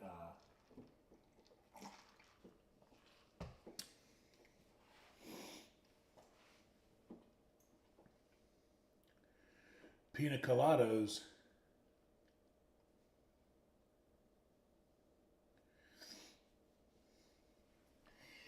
Everyone says that I was going to win, but I saw the sauce. The sauce was good. Everyone that tried it said, good Lord, what an incredible sauce.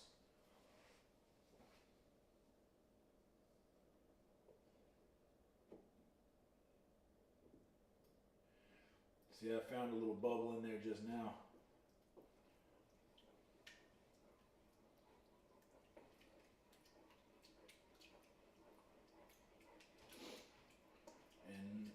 No good sauce comes without some effort.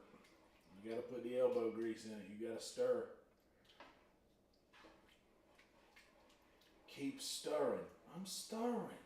Keep stirring. I'm stirring. Don't stop stirring the sauce.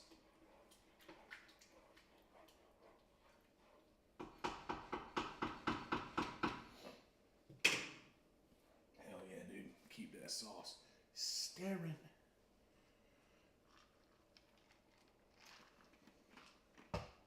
Still got some butter here, because that's also going in the noodles.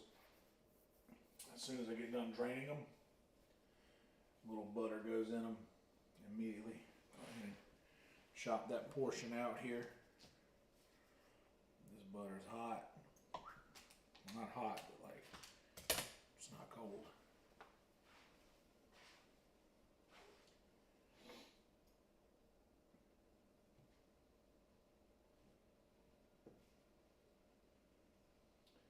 We're gonna do some cool things in The Witcher tonight. There's some cool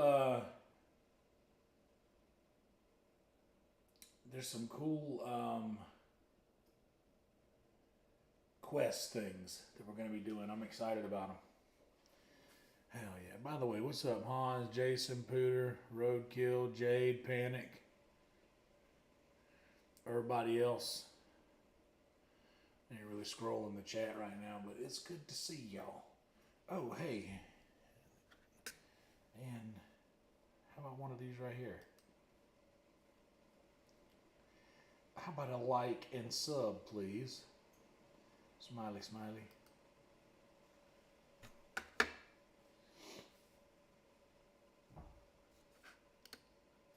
we go. Get rid of them red boxes on the OBS screen. Okay. Recycle that water.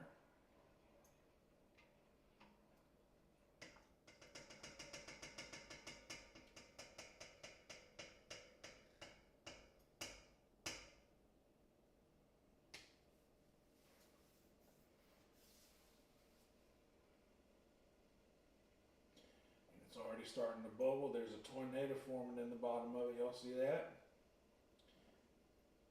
It reached the top just now. I love watching those little, look at it.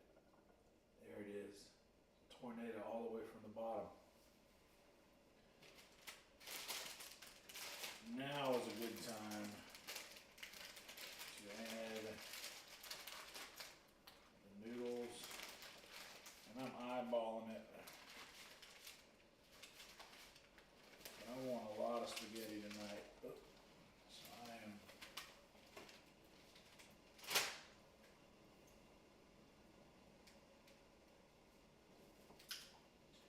using a lot of noodles.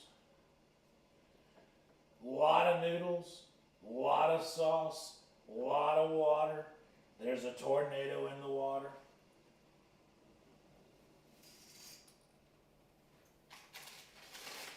Honestly, I'm going harder in the paint than that. I'm going more. I had to tell my buddy Chris Tellis.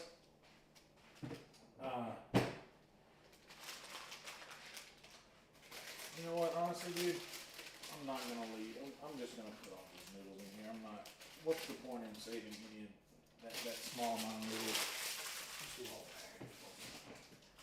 My buddy Chris Tellis,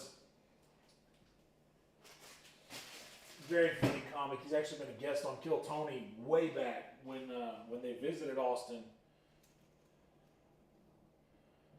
Like way back. Old Austin comic. Not that he's old. Just saying that's what we call someone who's been here for a long time. That's old Austin. Anything that comes after Rogan got here, that's new Austin. So I am new Austin. Trying to get this stuff broken up.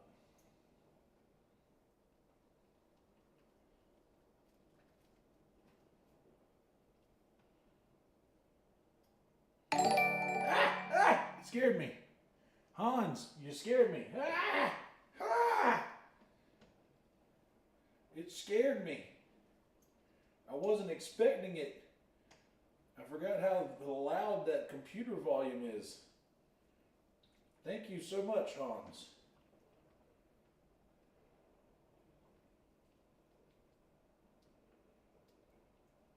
Wait, did it read the thing? Oh, it was just a. Well, thank you, Hans. Well, that the super chat. I think the TTS only works on Frankie. Anyhow, but shout out to you. Scared the shit out of me.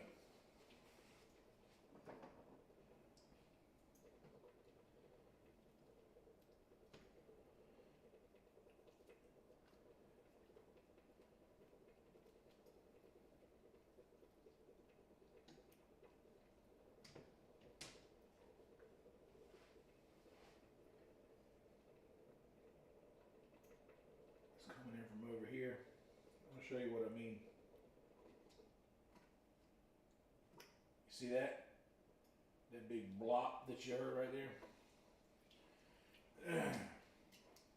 If you just whack it and it creates like a larger wave to come down on it, when that thing pops, it'll explode with a bunch of shit.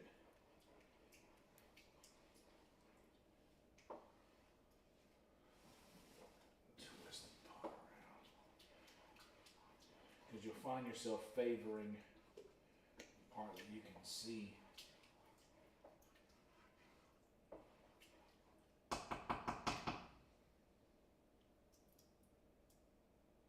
Alright, it's steaming up enough to where I'm going to pull the heat down a little more.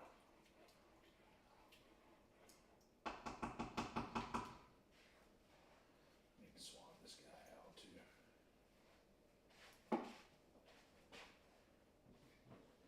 Good sauce. You see that spoon? Standing at attention, son. That spoon is sponsored by Blue Chew. Y'all see that?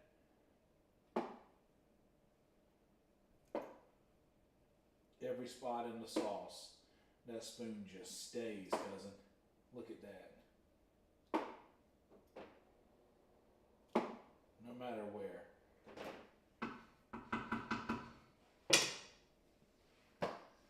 What more do you want? Taylor! What's up, Taylor? Yeah. I give you a wrench, dog. Bam. Only cans, that's right. Hell yeah, dude.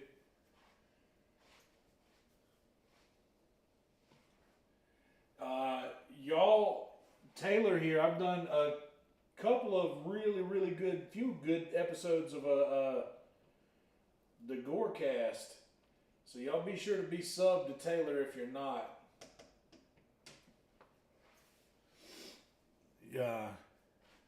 Be sure to be subbed to Taylor because I've done a couple of really good episodes over there. And Taylor's not just got a good podcast, but good Lord, lead singer of a damn fine band.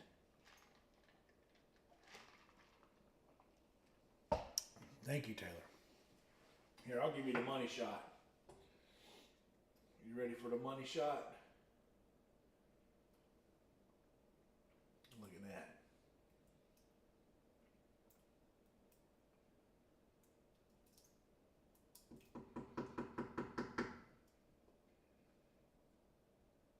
Look at that big honking onion in there. See, that's what I like. Just every now and again, you get a big chunk of onion, and it's just a nice little jelly onion surprise.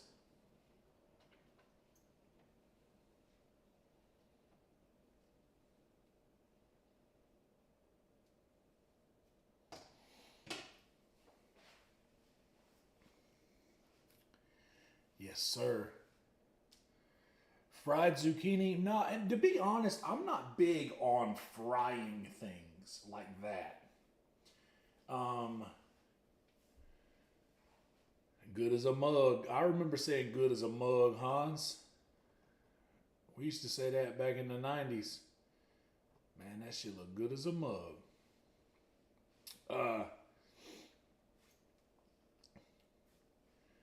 But hell yeah, Steve.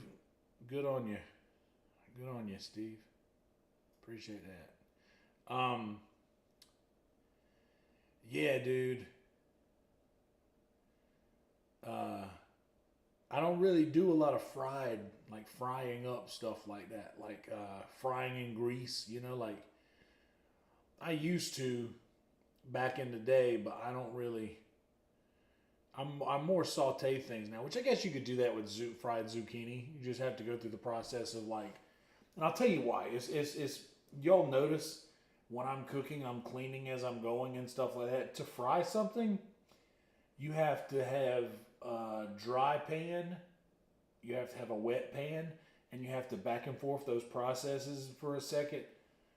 Going through that, creating extra dishes, as crazy as it sounds, I usually avoid those types of things. But I could,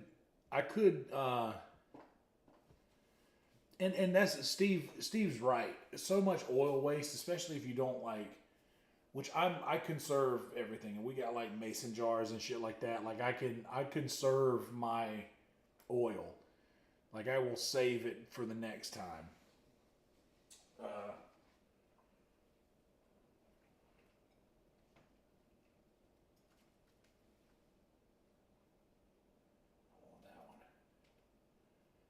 I'm good about doing that, but even then,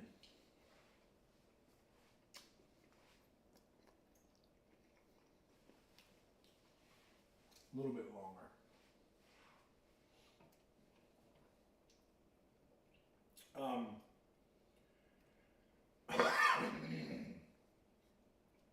That'd be fine. Honestly, this big pot right here that I'm cooking these noodles in, that big stainless steel pot, that'd be good to like fry something in like that, like it fried in oil. But now, yeah, Steve, you got a point there. The air fryer kind of broke everything, man. Like anything I wouldn't normally fry, like frozen things, like frozen French fries or something like that, goes in the air fryer and they come out great. A butternut squash. You know what happens when you go to sit down? You butternut squash them. Watch out. You butternut squash them.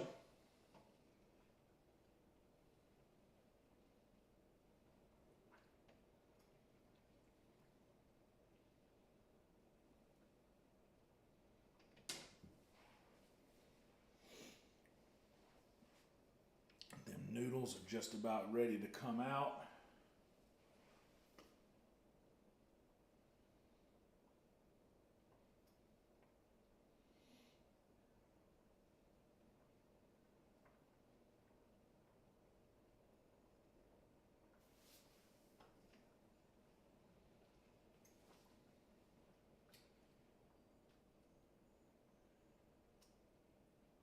You can always tell when you look into the water and you see the noodles moving, like in the beginning, before they're malleable, they're kind of stiff sitting there just letting the water boil around them.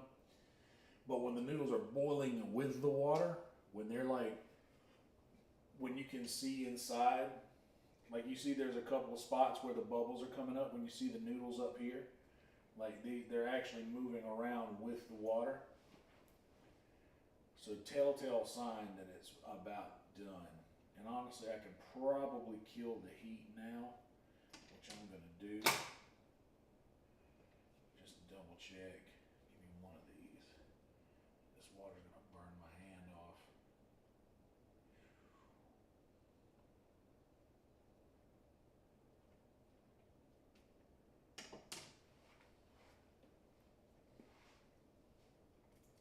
Yep. Okay. That's not hot to grab.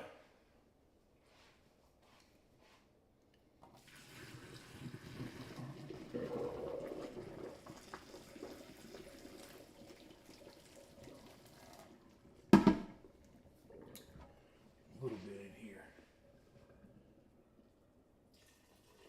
That's enough.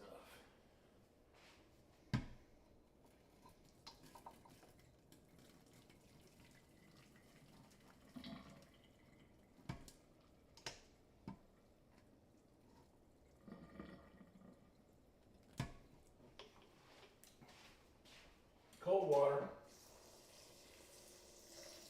Cold water noodles.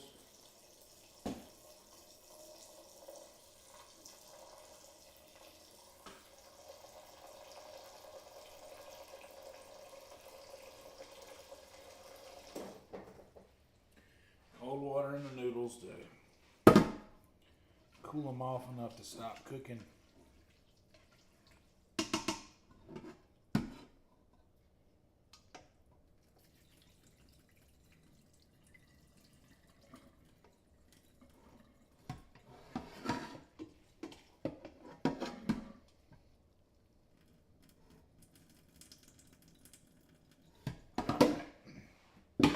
Honestly, all these noodles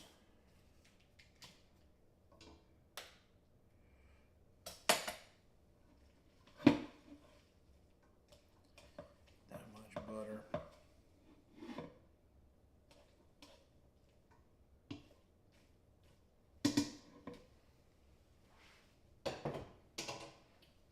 And then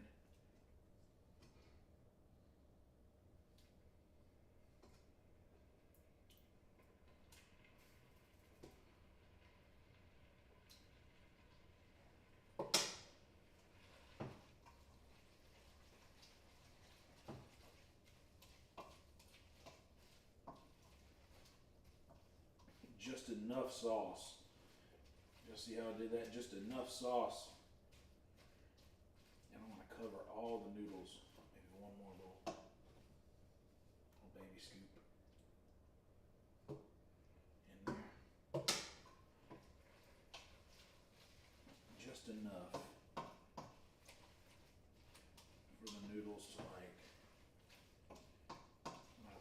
one another, and be all gummy.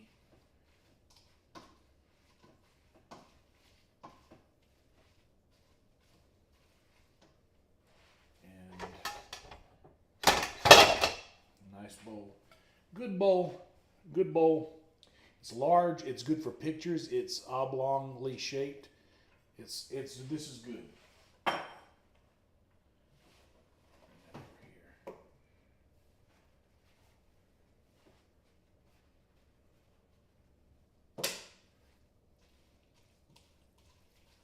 Big bowl, big scoop.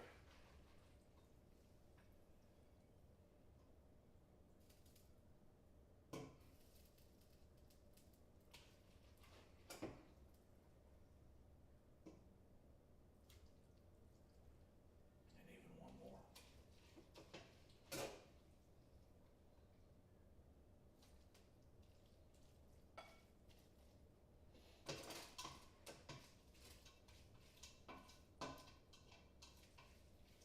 That's what you want there. And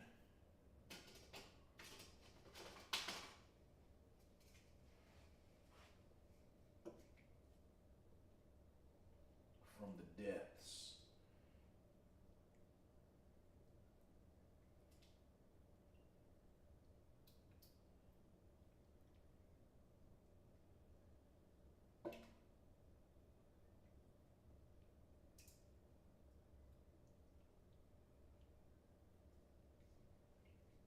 And then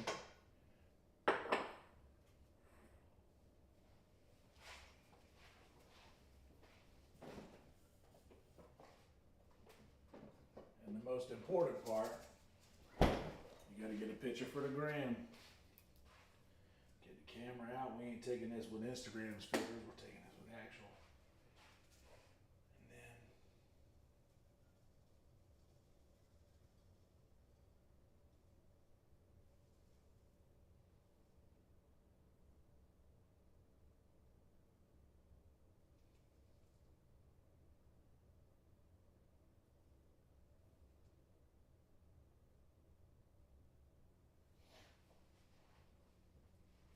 And there it is. That's the money shot. That's what you want, right?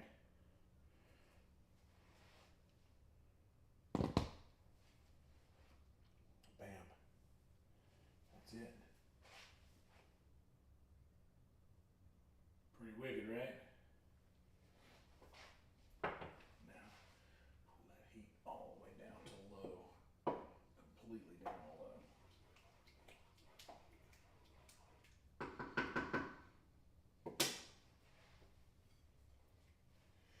And then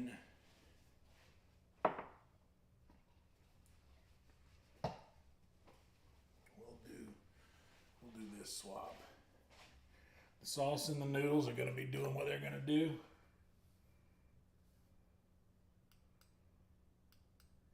There we go.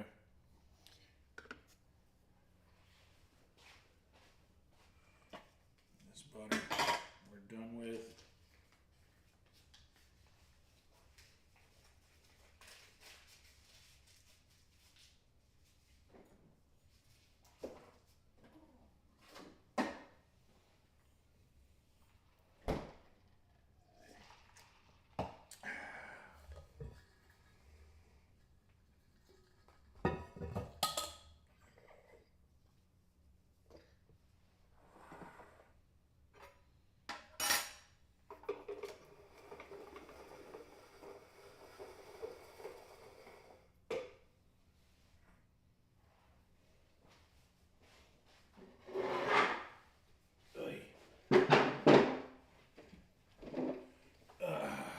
Fork.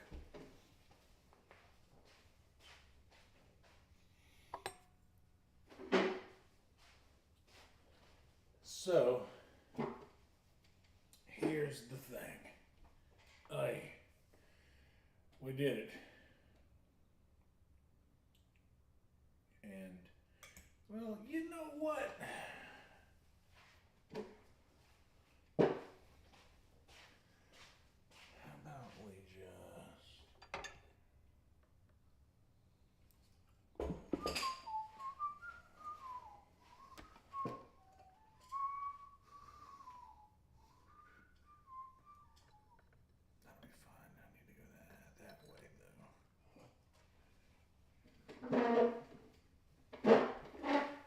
so this way, now I can leave that there and do this. Honestly,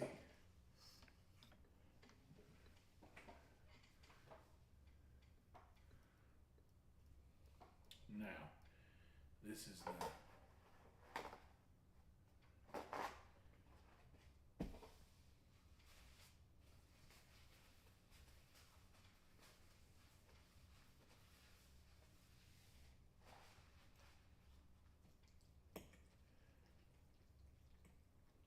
and I have a lot of noodles. I can already see it working all the way up the fork.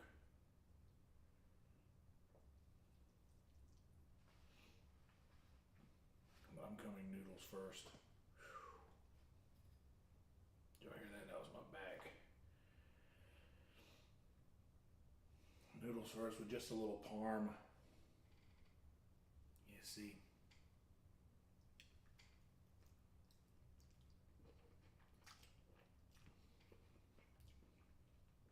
The noodles are fire. The noodles rock.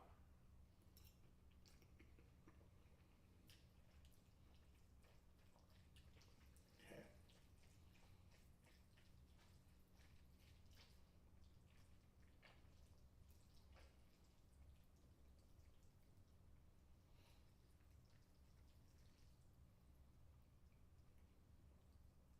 I do this thing where I'll like go through and end up eating all of the noodles to where at the end I just have a bunch of sauce left.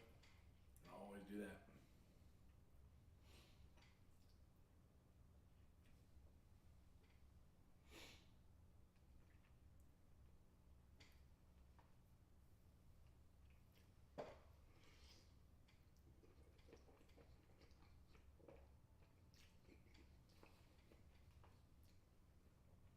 Like, look at this. Isn't that awesome?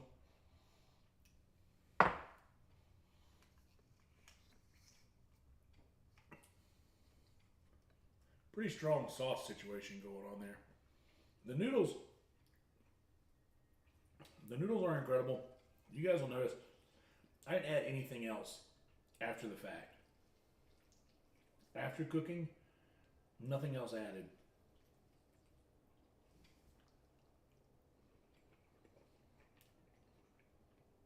Add a little pasta water to the sauce. Just a little bit.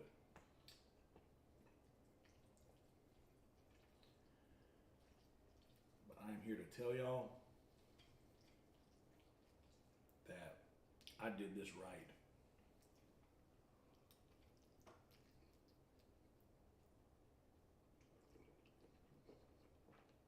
Mm.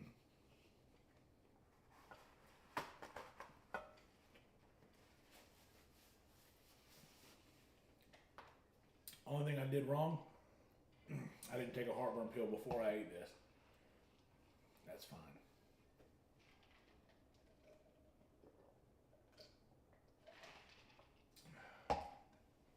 Oh man.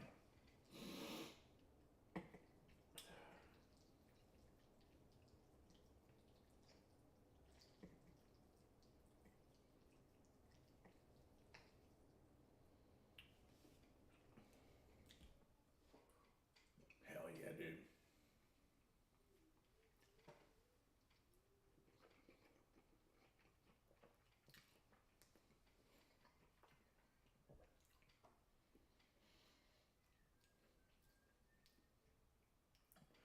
The last time I made a large sum of something,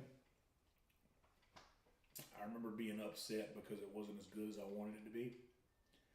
And me being upset that I had so much of it. Because I was just like, well shit, now I gotta eat this. It's not that good.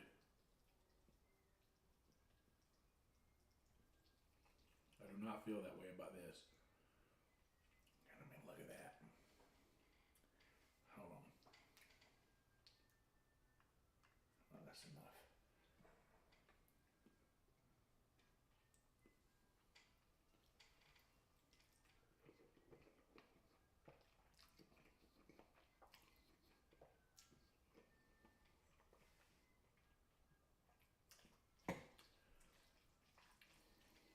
I bite the bullet with the noodles.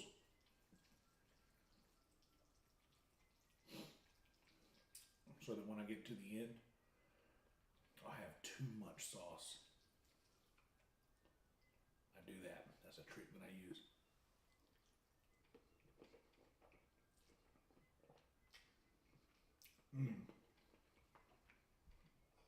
Just got one of those red pepper flakes. Ooh. So I had the red pepper flake heat going on, and then I got a big bite, like I chewed into a big chunk of tomato, but there was also a big jelly onion. That was a nice little,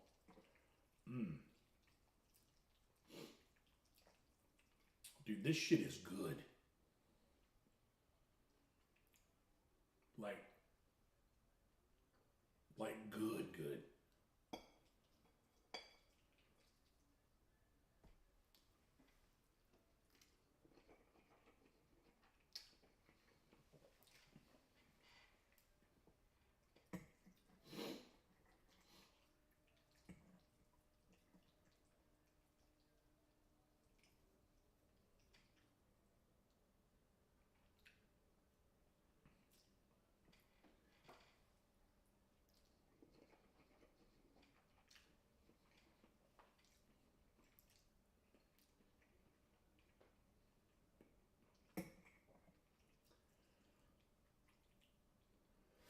Now we're getting down to the consistency that I like. There's too much sauce for the amount of noodles. But I was so hungry, I wanted the substance of the carbs and the noodles. I wanted all of that.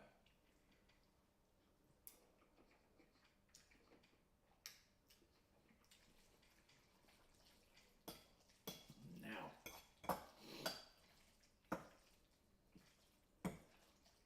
mix it all together. Dude, yes.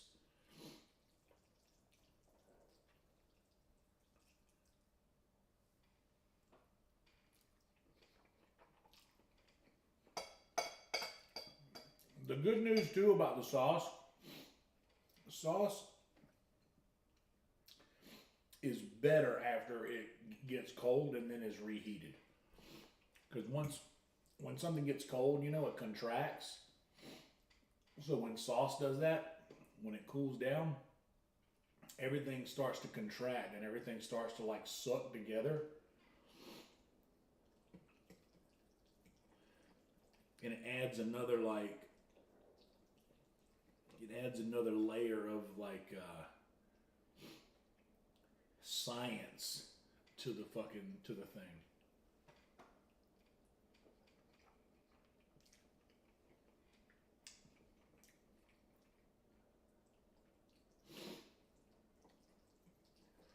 Which is very nice.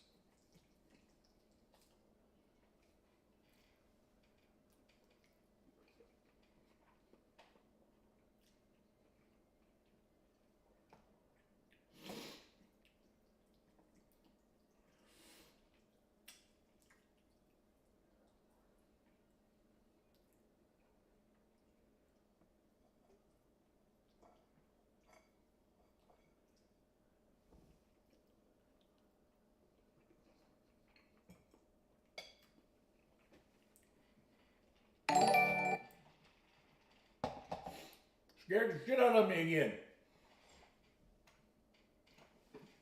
What was that? Hell yeah, Hans. At the expense of boring people, predictions on college football. Clemson beat SMU. My prediction is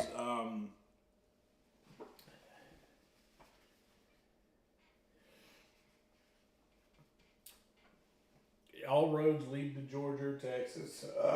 Texas.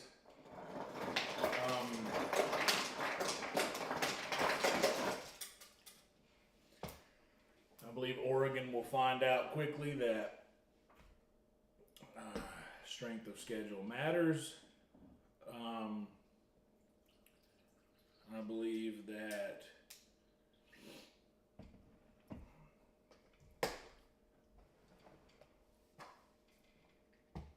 yeah, I don't know.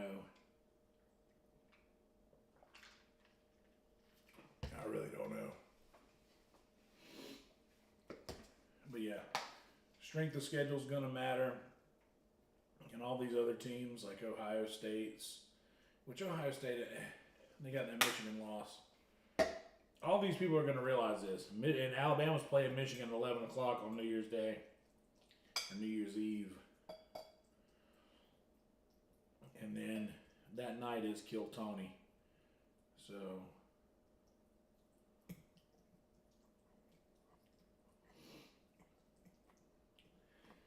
we'll see.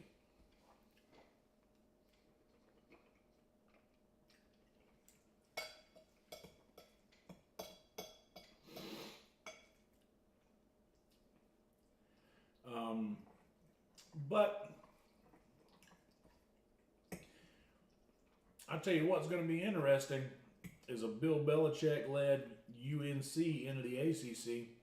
And everybody thinks, why don't you go? There's so many NFL jobs that are available. Why are you opting to go to a college? And it makes sense to me.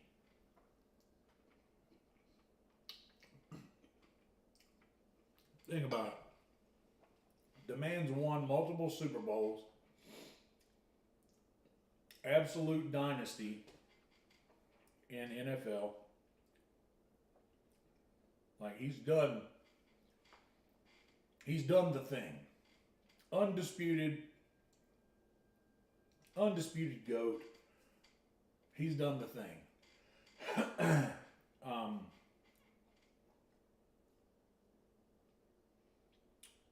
Retired. Gets to go do what he loves, which is coach football.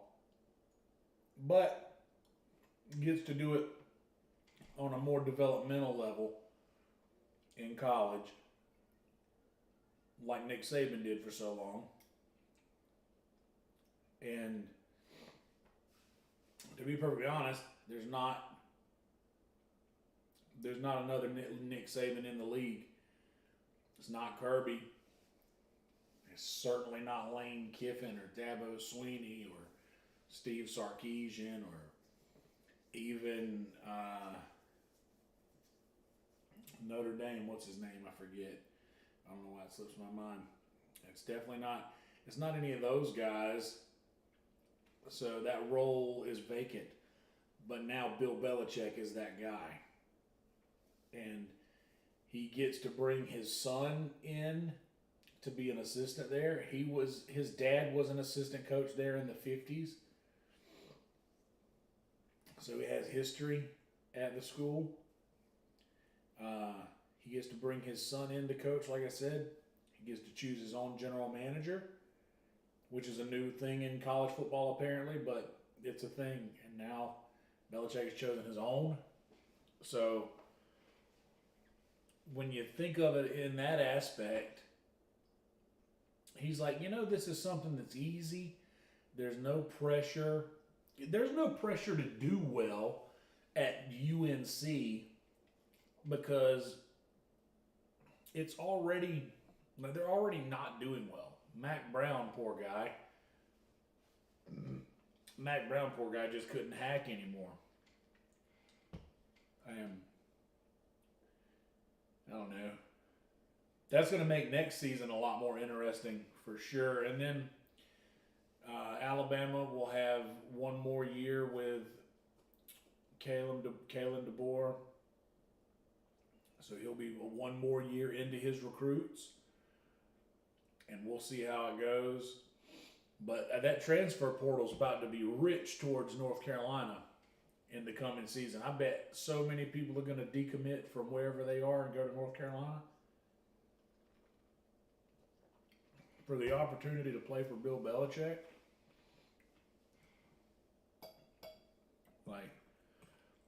I guess I'm thinking about it with my mindset because I know who Bill Belichick is. But a lot of these kids were younger and they probably missed a lot of the Belichick, Brady nonsense. A lot of kids remember Brady as a Buccaneer. So like, but who am I crazy? Bill Belichick's still that guy.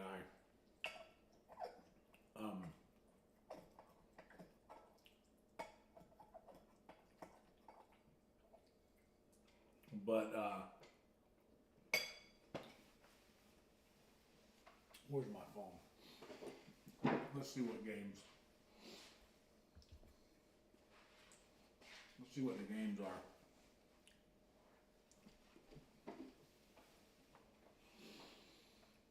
College football.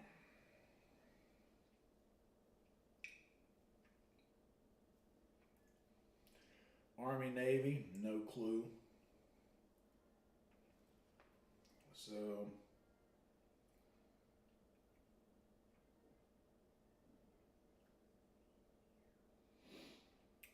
those bowl games. Okay, here's where the playoffs start. SMU is going to get smoked by Penn State. So Clemson in Texas. Clemson coming into Texas, like a Texas that kind of struggled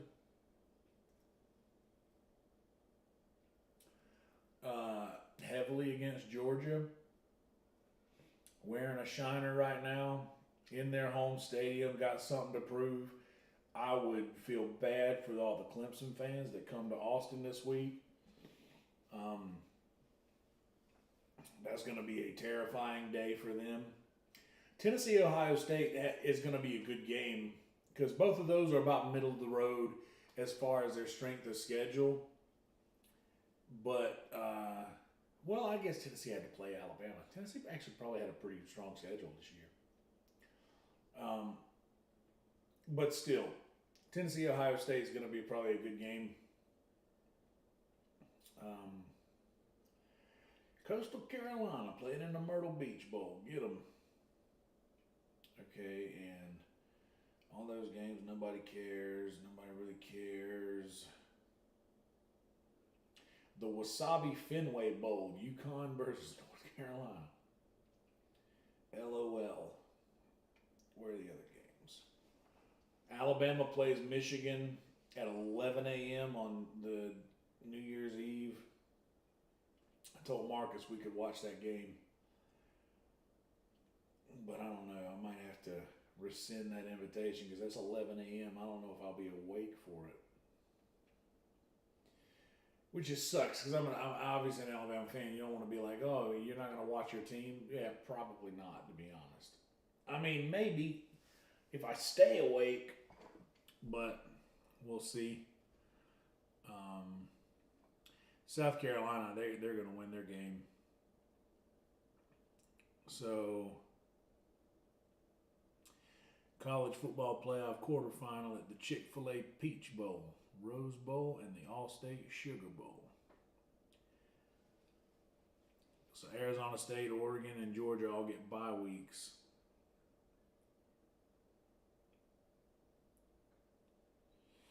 So it seems like Texas will beat Clemson unless some weird miracle will happen. And I believe we could end up realistically with another Texas, Georgia.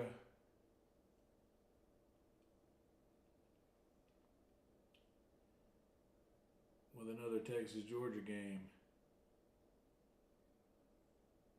Which is probably what everybody wants to see. Those are probably the two best teams in the thing that's left. I mean,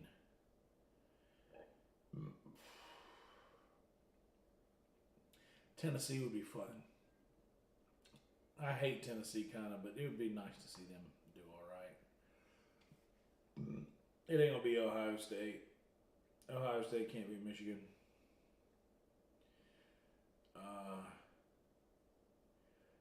Penn State, I don't think it's going to be them either. It's going to be interesting because honestly, I don't know a lot about these other teams because I haven't watched any of them in a long time. So, yeah, Clemson's going to. I feel bad for the Clemson people coming to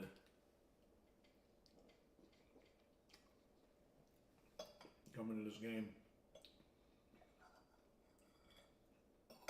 But you never know. I've seen weirder things happen. In a world where Clemson advances and Texas does not,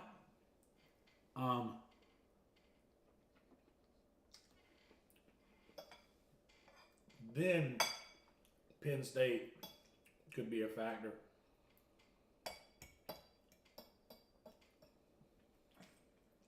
But if Texas advances, I don't think anybody's going to beat them.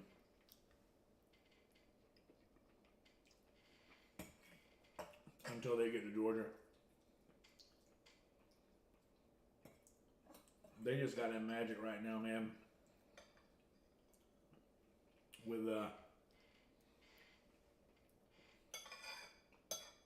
Quinn Ewers is actually completing passes and not throwing pick sixes.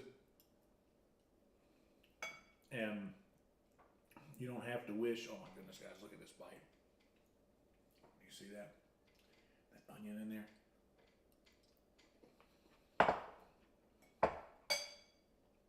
So good. Yeah, with Quinn Ewers actually throwing passes and not terrifying everybody every time he drops back into the pocket. And I used to say, if Quinn Ewers starts, flip a coin. But if Archie Manning starts, that's a win for Texas. That kid's going to be a winner, man. He's going to be a problem. Quinn Ewers, if he does well this year in this playoffs, if he beats Clemson, and then he would probably have to beat, who would they end up playing? I already closed it out. I don't want to go all the way back to it. If they beat Texas, or if they beat Clemson, then the winner of that will probably have to play Oregon, more than likely. I don't know if that's accurate or not. They could win out. And honestly, living in Austin, I wouldn't hate it if they won the national championship. But to be honest,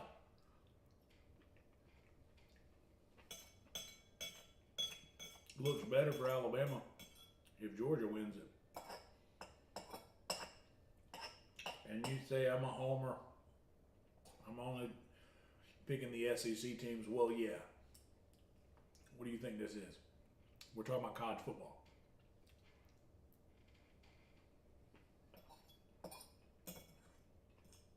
Anyway, I'll stop boring you.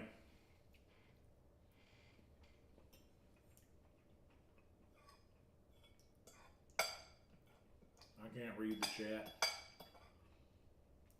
so I don't know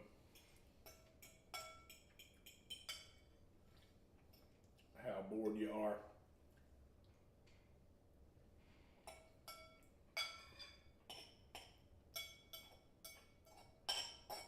It's almost 2:30.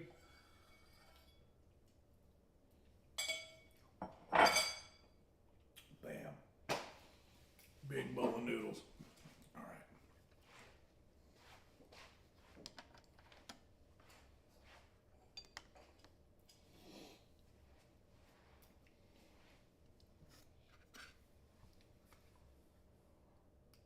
There we go. Orange versus burnt orange. Yeah, that's going to be terrible.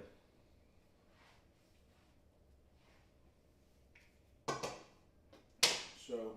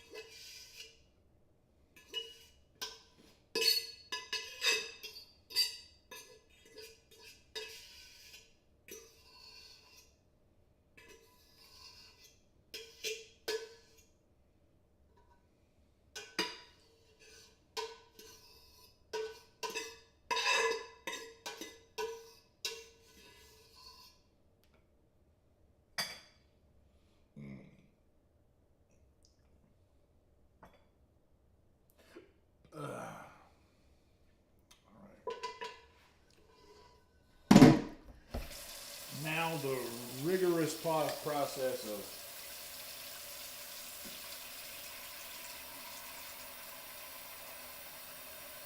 doing that stayed on the stove. Check it out.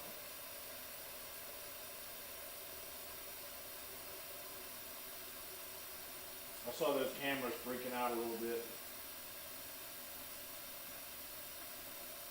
I'm gonna leave that to the side for later.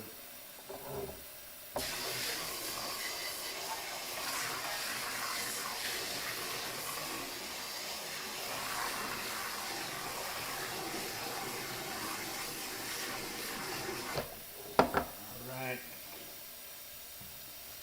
Soapy water.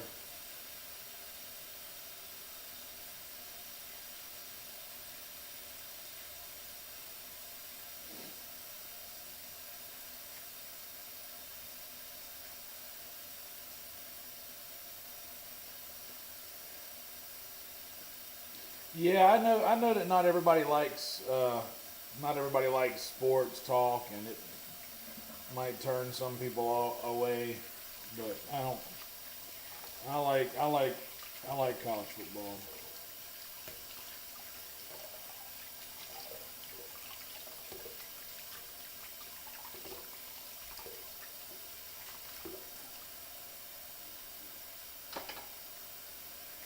Okay, big pot dump.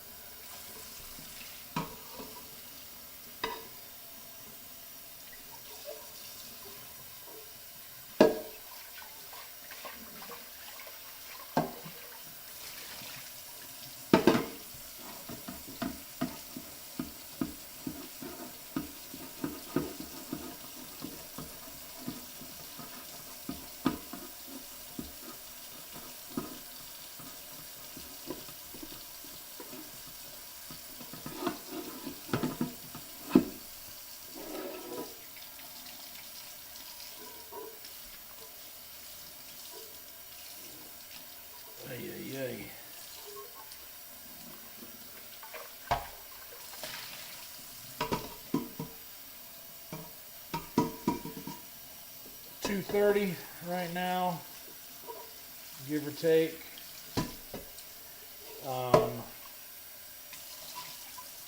We are going to play games tonight. I need somewhere to put this guy. Honestly, that's a good spot right there.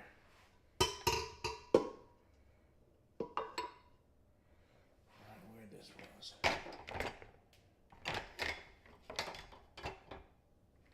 Let's go on top of it. Fuck it. Alright. Dishwasher stuff. Butter knife. Big spoon.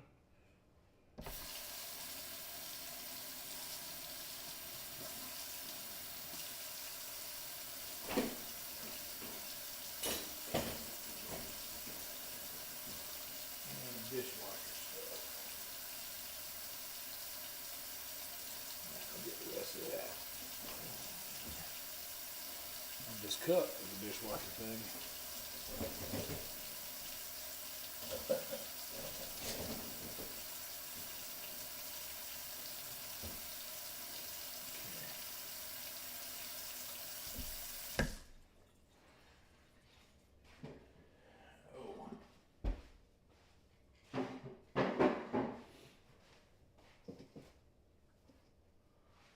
Now, man, we got grease we can just put in the trash can.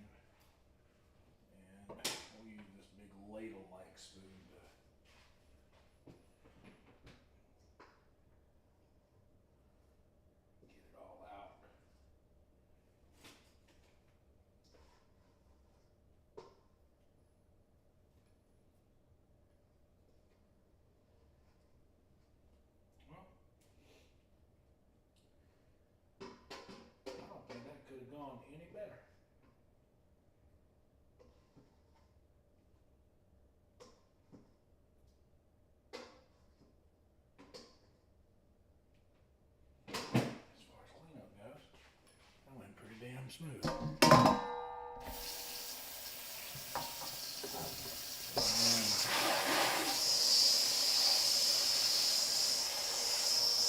Hot water to the moon.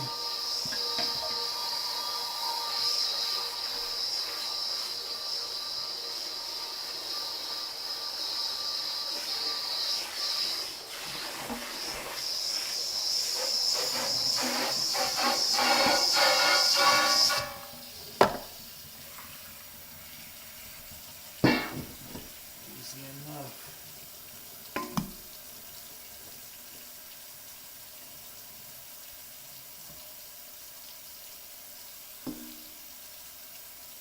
Cleaning is as important as cooking, folks.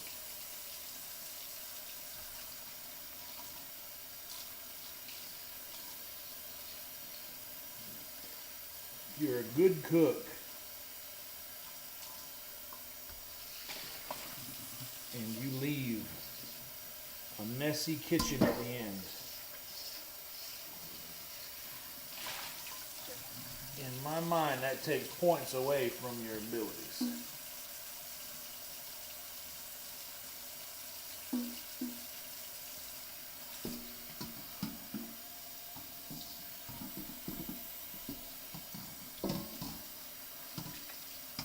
And that's not saying if you don't make a mess, you're a bad cook. Not what I said. If you leave a mess, if you do cooking right, you're going to make a mess. There's only one way to cook, and it's messy at times. Grabbing your pan, slinging the onions around, it's going to make a mess. But when you finish cooking, if a mess remains, then that counts against you. All right. That sauce is very hot on the side.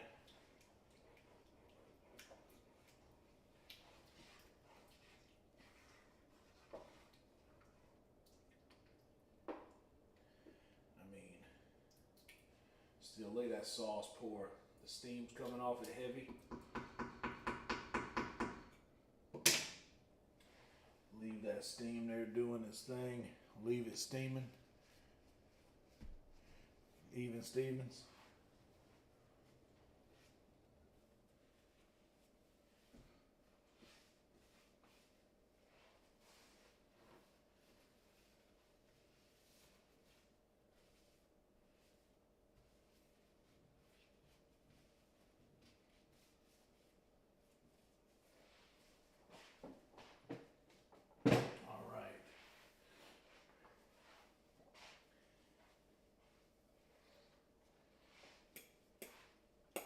I'm going to do a little leftover bite with a good bit of noodles. Twirl them up nice. Get a little sauce on top.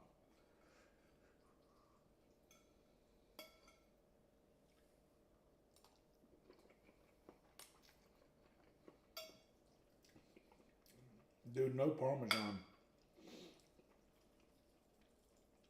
This is some bang up sauce, man. Even with no parm.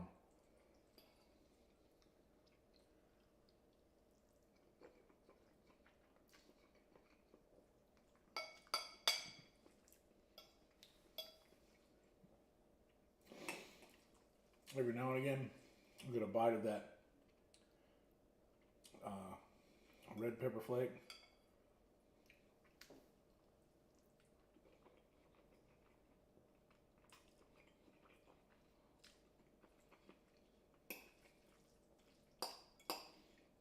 It was so good.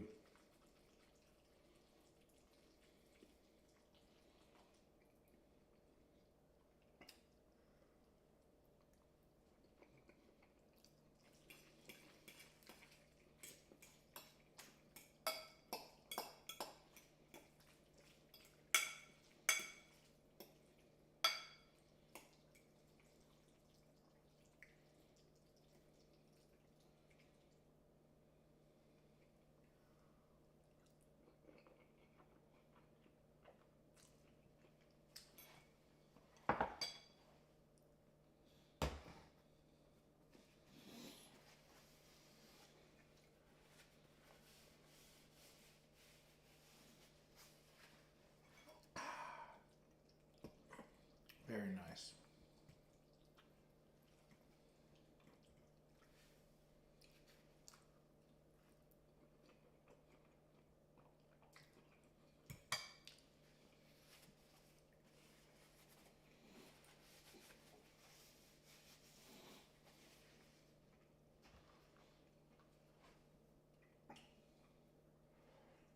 The real thing is, I guess the sauce has been going long enough.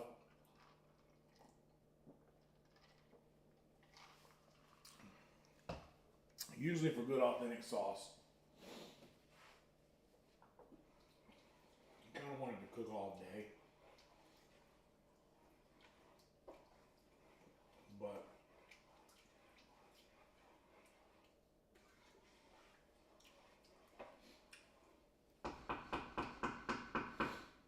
I'm gonna be honest, dude.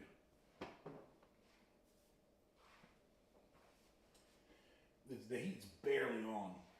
Like it's off of, it's past low. It's closer to off than it is to low.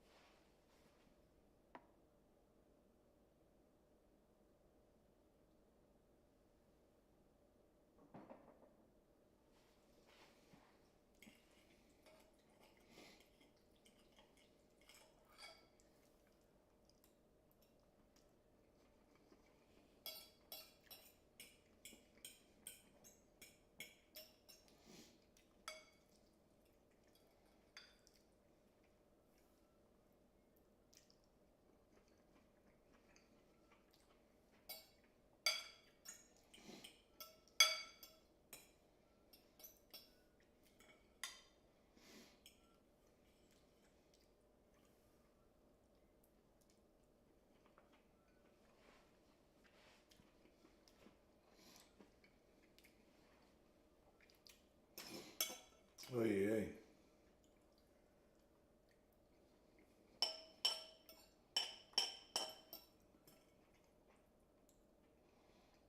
I'm basically eating just sauce at this point. And it's so good.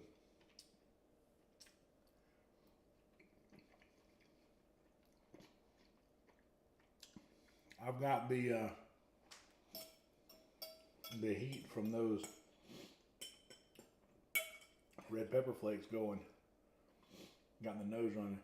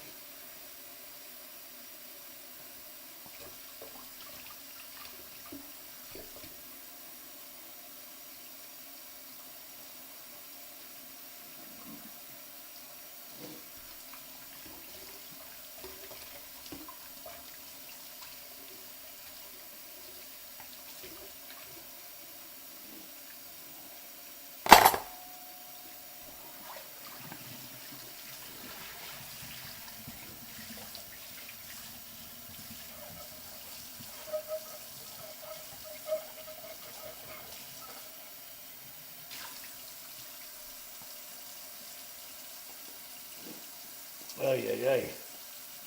What a sauce. What a saucy sauce.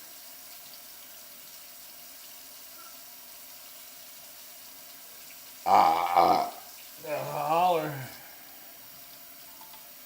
Compliments to the chef.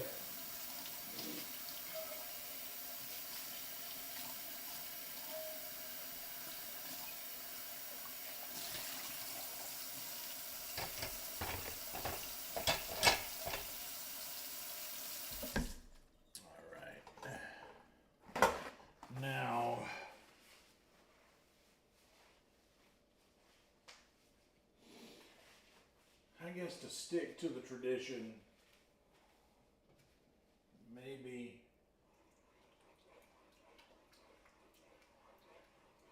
I leave this sauce on. Honestly, usually you would do that to like make it mature, I guess, but it does not taste it. I don't think that it needs that. My spidey senses are telling me that I should just kill the heat now, give it an hour or two to drop to room temperature, bag it up, bag half of it up,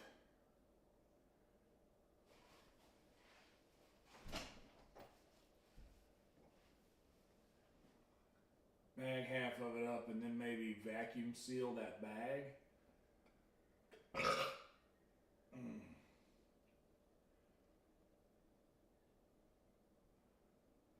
That's usually what I'll do.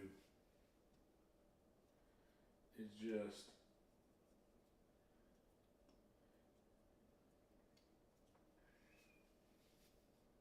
bag it up in a Ziploc bag and then put the Ziploc bag in a vacuum seal bag.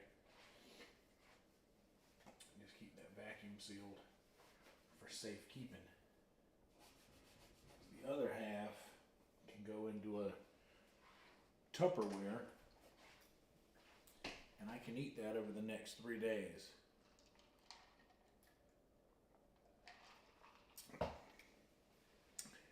I know some people might get sick of eating spaghetti for several days in a row, but I can assure you that that spaghetti is not this spaghetti. This is the kind of spaghetti that on day 4 you're sad because there's no more of it.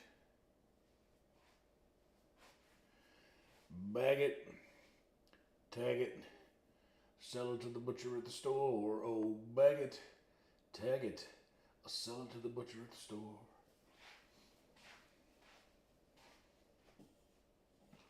Have a little bit more tea before we put the tea away.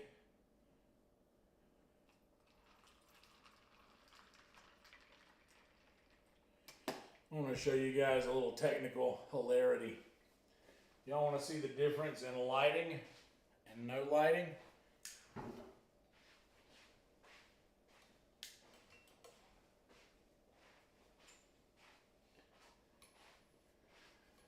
Is it different? Look, you can't even, you can barely see my face with the hat on.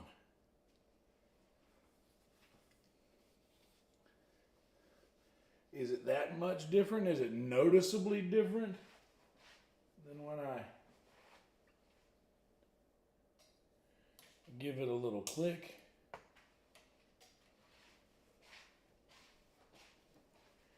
And I give it a little click.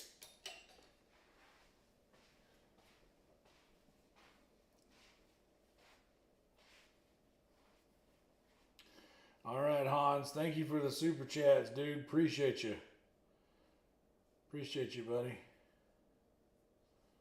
All right. You know what? This parm can's empty.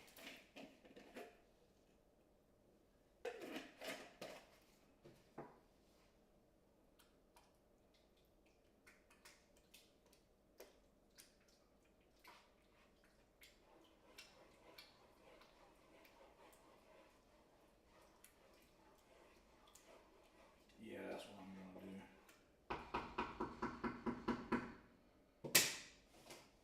I'm gonna actually take the heat off of that. I think the heat's fine.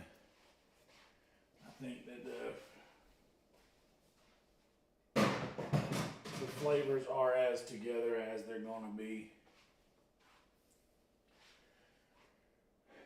And honestly, if they don't, I'm happy with that because this is so good.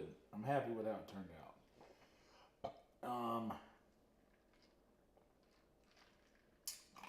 So this is going to take probably an hour or two to get down to temperature enough to where I can bag it and tag it and sell it to the butcher at the store. So we're gonna leave this now like it is, and then we're gonna move on. It's gonna take me probably a little bit longer than 12 minutes to get back to the room. So we'll say a little bit after 3. I'm gonna go live for the 3rd time tonight, and we're gonna play some Witcher. So if y'all are Witcher, then I'm Witcher. You know what I'm saying? I'm Witcher. Anyway, yeah, that's all I got for you. You guys will be able to hear everything. This is gonna be a semblance of an outro, but anyway, let's start this from. There we go. A little bit of an outro. Anyway, roll tide to you. Thank y'all for hanging out. If you don't make it to the next stream, I understand this is a lot. But if you do want to come and hang out, we'll be in there chilling. We'll have a few more words from our sponsors. And yeah, we'll go into a food coma while playing a little Witcher 3. So see y'all in a little bit. Roll tide, everybody. Night, night.